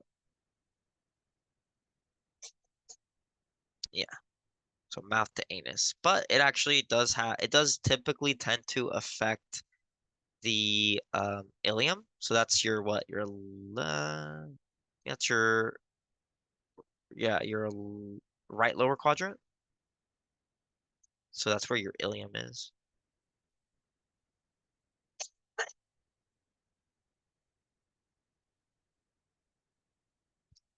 But it can occur from mouth to anus, which is why it's harder to treat through surgery, as we'll talk about a bit more.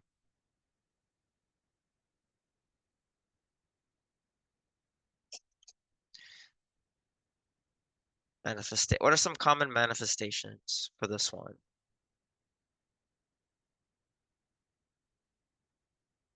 So you do have diarrhea. How would you describe that diarrhea? Is it bloody? How do you describe it?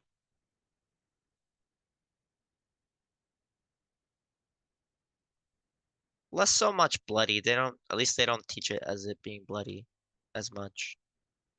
Yeah, it's more of a fatty steatorrhea, like a fatty, stinky, floaty diarrhea. So it's gonna be floating. It's gonna be stinky. Yeah, and they do a few of these a day. Less so than the UC blood one, but like 4 to 5 a day or so. Again, that's not as important as other stuff here. Weight loss can be one. They're not getting nutrition. This affects the whole GI tract. So when you're starting to affect the small intestine, that's when your body's not absorbing as much nutrition and stuff. So of course, abdominal pain. And something I guess just in case they refer to this as a cobblestone appearance. That's how it would look like. From the inflammation, it has like this kind of ulcery looking cobblestone. The constant ulcers makes it look like cobblestone. And then in the opposite here, this one looks like a lead pipe. They call this one a lead pipe. So on diagnostics, it will look so normally you think of your colon, it has like these little like sections where it like kind of looks like it indents into itself, gets back to being big, indents into itself. If you guys get what I'm saying. This will be just flat. So let's see with a picture of a colon.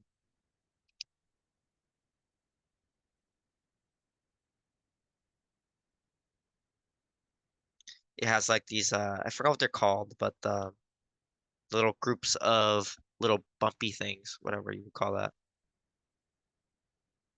The pouches, yeah, like the little pouches. So with your ulcerative colitis, this will look like it doesn't have those. It will just look like a solid lead pipe is what they refer to that as. Okay. And so now your complications for your UC end up being a lot of the same stuff. So you still have perforations, and that perforation is still leading to shock, still leading to peritonitis, hemorrhaging, fistulas. You're still getting the toxic megacolon. And one of the things that might be a little bit different is I think this one's a little bit more prone to obstructions. So you have due to strictures. So strictures referring to kind of like scarring from how much this affects the whole system. You have scarring all throughout your GI tract. It can lead to obstruction, just like when you have like an esophageal stricture, it can lead to um, issues like that when we talked about upper GI. Okay. And you still have some extra intestinal issues. And that's kind of, again, pretty much the same. It's the same thing as the other one. Just kind of probably can copy paste it here. Some of the same thing. It's pretty much the same thing. I think maybe the risk for one of these, I think one of these doesn't have a increased risk of colon cancer. Let me make sure I'm not lying.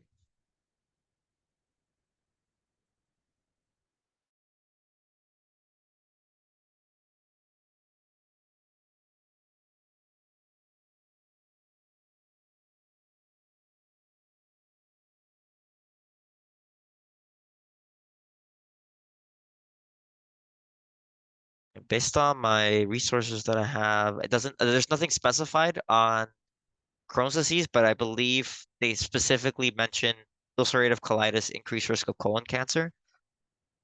But it doesn't look here like they teach it one way or the other here. But I just know that there's some extra intestinal issues with your Crohn's. So now you'll see that the management is split up differently. It's not just for each section, it's kind of for both because again, they have like these similar things. So if you have more questions on this, the Nurse Sarah is like a really good got like a really good video kind of showing both and like differentiating them. But what are your key managements for this? So again, a lot of these are very similar to all the other acute abdomen stuff we talked about.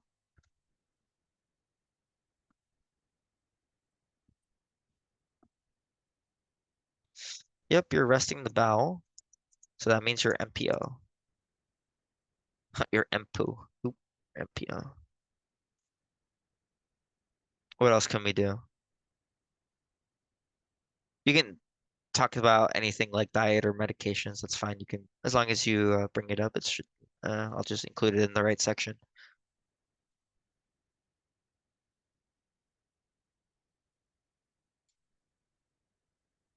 So what else can we include in here?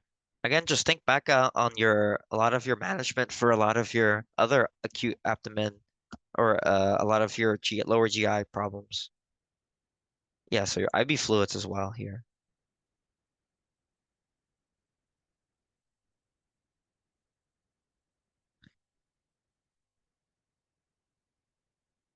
So, yeah, with irritable bowel disease, you do want a low fiber diet.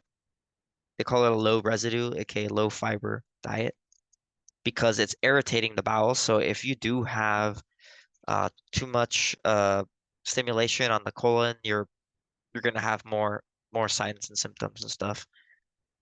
So a low residue diet's important. Uh, Avoid GI stimulants, so things like caffeine, no coffee for you. Caffeine, alcohol can also affect spicy food, yeah. So honestly, a lot of things that can affect GERD are also going to be avoided here, because it also kind of has negative things here. Milk, yes. So anything that can cause discomfort, diarrhea, so no milk.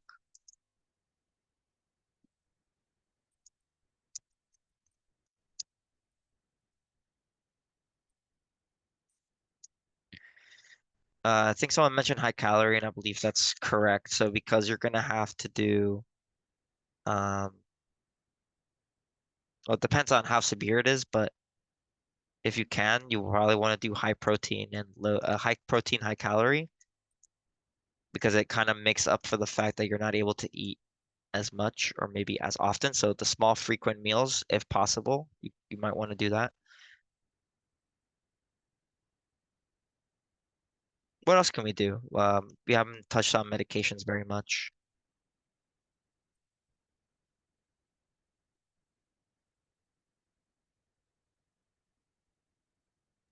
IV antibiotics. So let me see if we need to do any of that. If you have infection, like if you have infection due to this, so this doesn't inherently cause infection, but it can. So if there is an infection or a fistula or an abscess, then yes, you will take antibiotics. But it's not necessarily you will have it.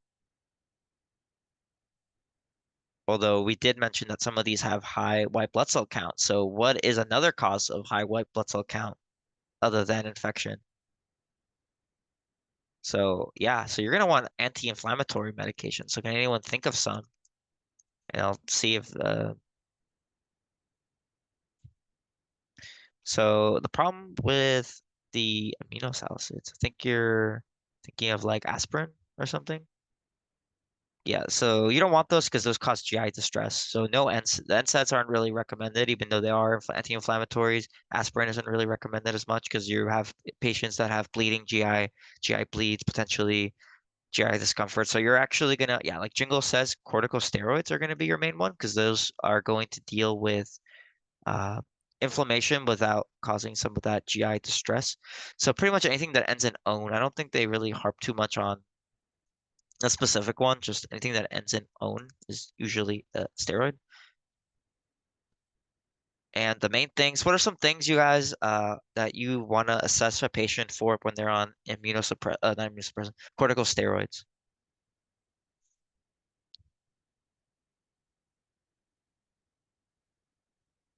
Yeah, so sometimes they call these glucocorticosteroids. So glucose, sugar, so blood sugar. It can cause hyperglycemia.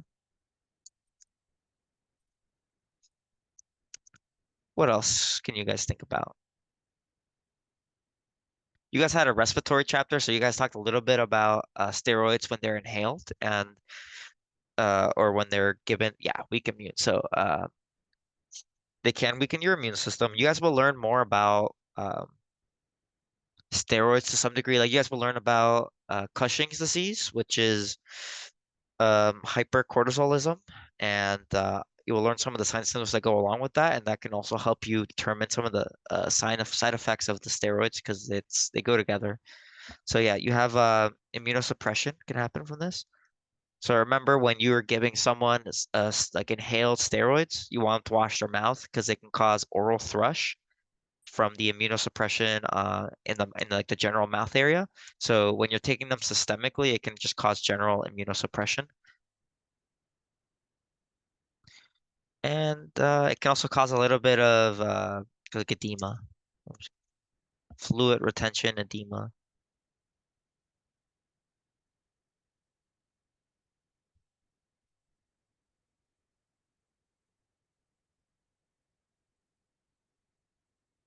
Another medication that can be used for inflammation, but this one specifically for ulcerative colitis.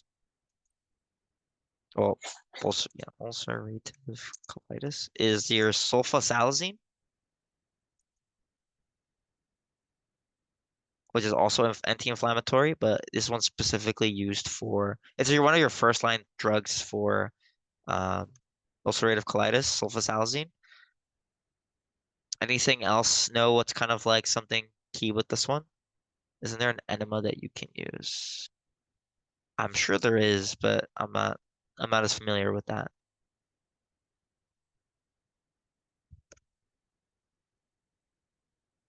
Depending, usually you want to avoid enemas, but if there's like a medicated one, then maybe that helps, but I'm not confident enough to say.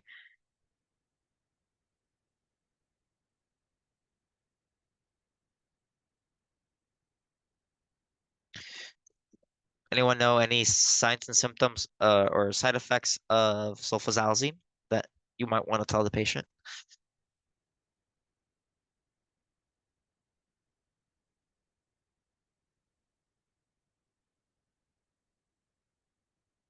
Oh, I think I see what you're saying. I'm reading the list right now. There's a mesalamine which can be given through an enema.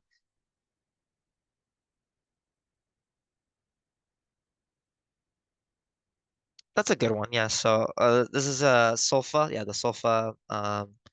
Make sure patient is not allergic to sulfa.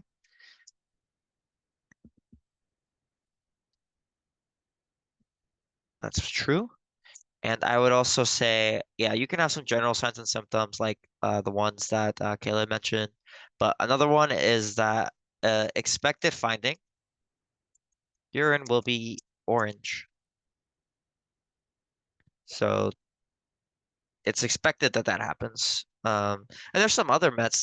There's like a med that also they can turn your urine purple, but this one turns it orange.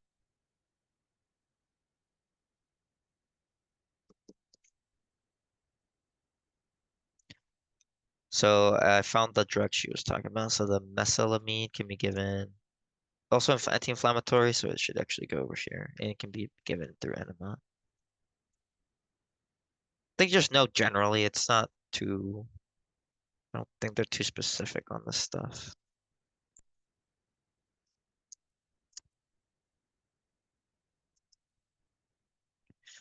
And then I would say also immunosuppressant medication, because remember your UC, your ulcerative colitis is immunosuppressant.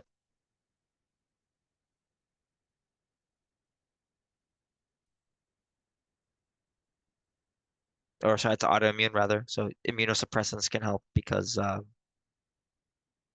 this is autoimmune disease. So obviously you're looking out for infection, especially if they're taking corticosteroids on top of that.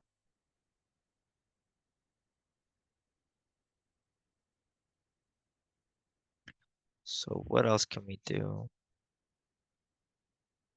IV fluids. So I'll just put in strict eyes and nose.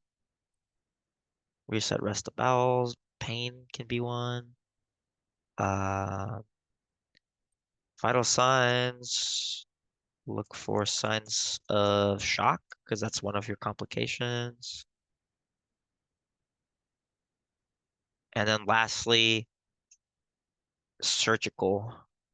Antidiarrheal, yeah. Let's just do that then. Antidiarrheal meds.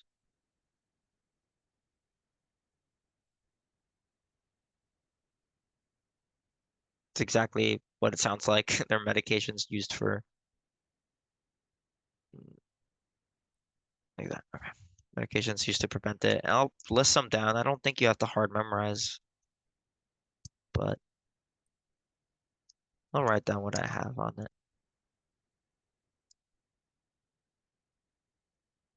Cool. Now, surgical is exactly what it sounds like, except this actually really only applies for ulcerative colitis because your Crohn's disease can affect your entire GI tract. You can't realistically treat it with surgery because I can't just remove your entire GI tract or remove like a third of it. while remember your ulcerative colitis, it's really heavily focused on very heavily focused on what was I gonna say? Is it the right lower quadrant? Your sigmoid colon and your rectum.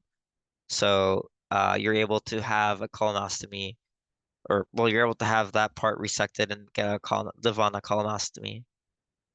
So I would say just know that treatment uh, includes resection and colonoscopy. Not colonoscopy, colostomy. Sorry. So you just know your general guidelines with colostomy. So make sure that that thing is beefy red. You want to make sure it's not like bright red blood.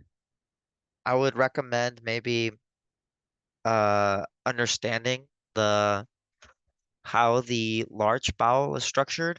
So for example, um, you have your ascending colon, your transverse colon, and blah blah blah. So if you have just like a general, like if you know the colostomy is happening in a specific part, you should know what kind of stool you expect. Um, because depending on where it is, a stool might be more liquidy, it might be more solid, a little bit more semi-solid. And so you could have like a question where like the patient has a colostomy in maybe towards the start of the GI tract. Um, and you find that the output is watery. Is that a bad thing? Or is it expected? So you should be able to know that, oh, because it's starting towards the start, it hasn't had time to get into the large intestine and have some of that water removed. So it's not going to be, you're not going to have a semi-solid thing that you would expect towards the end of your GI tract, if that makes sense.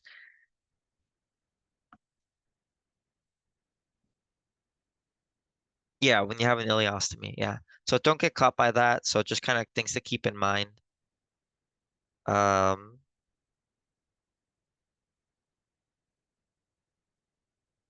Yeah, so here I recommend studying UC and Crohn's and diverticulosis, kind of like a compare and contrast kind of thing. And let's see if I can do this. I think this is gonna help.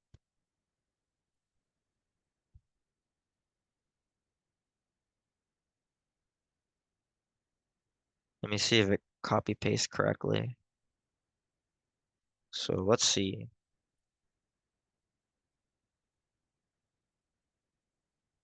Chart tells you all the manifestations and stuff. Treatment, they're very similar. Yep.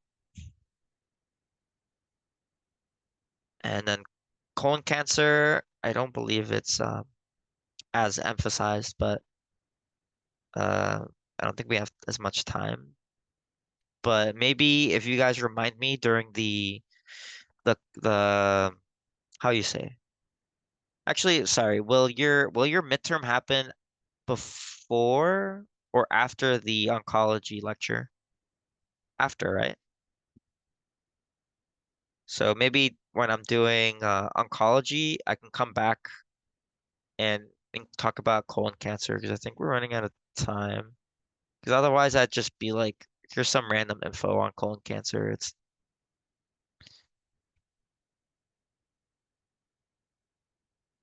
especially because I think it that helps knowing the general oncology before you tackle it, because I think that makes sense. Also, for our class, we did lower GI after oncology, so we had a little bit more context on it.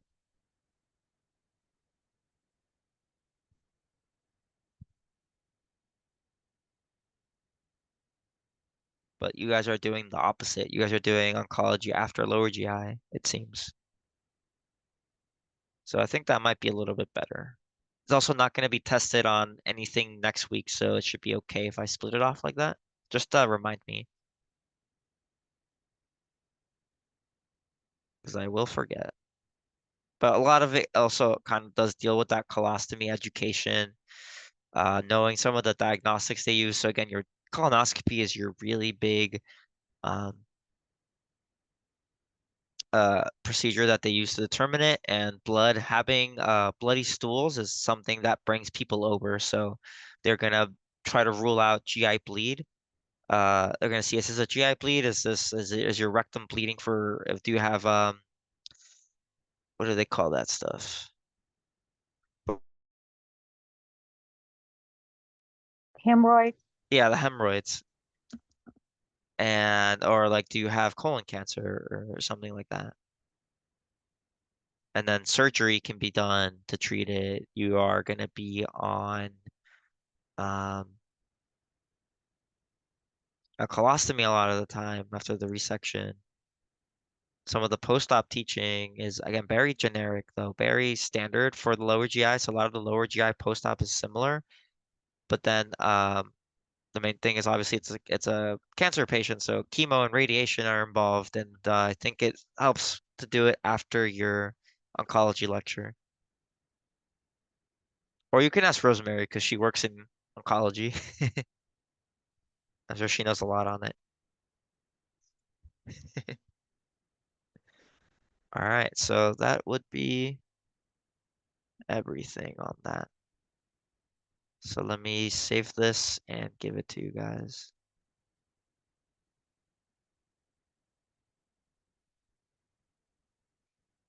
Any outstanding questions? And by outstanding, I just mean like things that stand out, not like an amazing question. Whatever. I'm just talking right.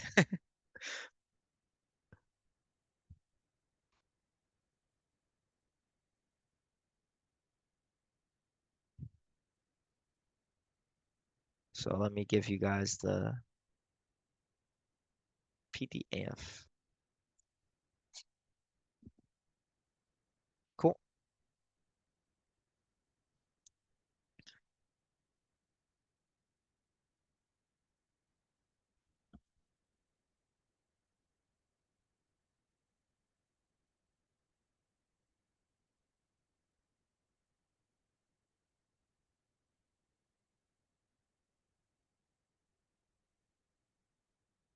All right. Does anyone have any other questions? Otherwise, I think we're good. Different? No. Well, just know if the colostomy was in a specific place, part in your colon, uh, just know what your poop's gonna look like. Yeah, if you have what your stool's gonna look like. Is it gonna be more solid, semi-solid, liquidy? And obviously that depends on where it is. So, um, you have your small intestine. That's your duodenum, your jejunum, your ileum. So one of my friends said something. I think it was Bella again. It's always Bella. She just refers to it as the small intestine. Thinks of it like, oh, it's DJ Ilium because that sounds like a cool rapper name or a cool DJ name. So D for duodenum, J for jejunum, the ileum, and then large intestine is just ascending, transverse, descending, sigmoid, and rectum. That's just how I remember it, and that tells you essentially the general the general flow of things.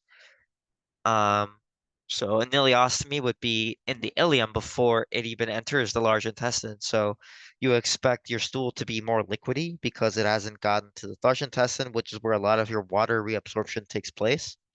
And then if you have a colostomy towards the sigmoid colon, then you expect it to be more solid because it's had more time through the large intestine to have that water removed, if that makes sense. So just kind of don't get tripped up by that, I would say.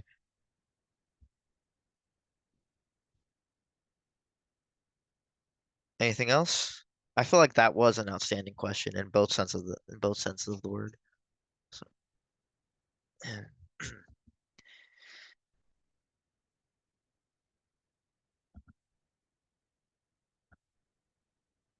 if we have no more questions, you guys are good. You guys got the PDF, right?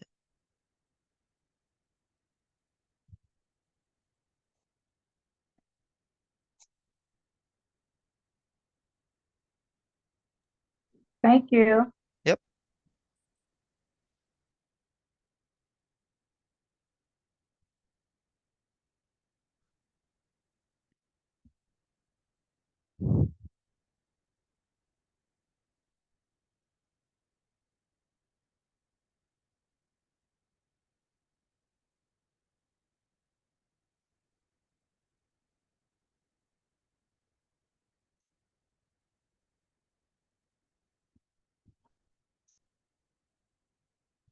You have a question, Edgar?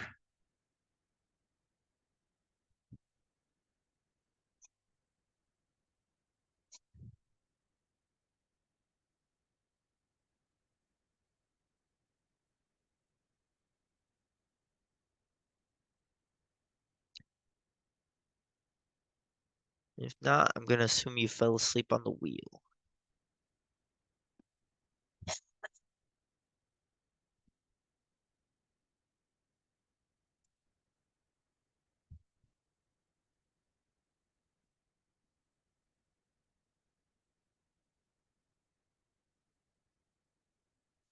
Alright, well, I'll see you later. Oh, wait, I'm still recording. Oh, oh wow. That's funny.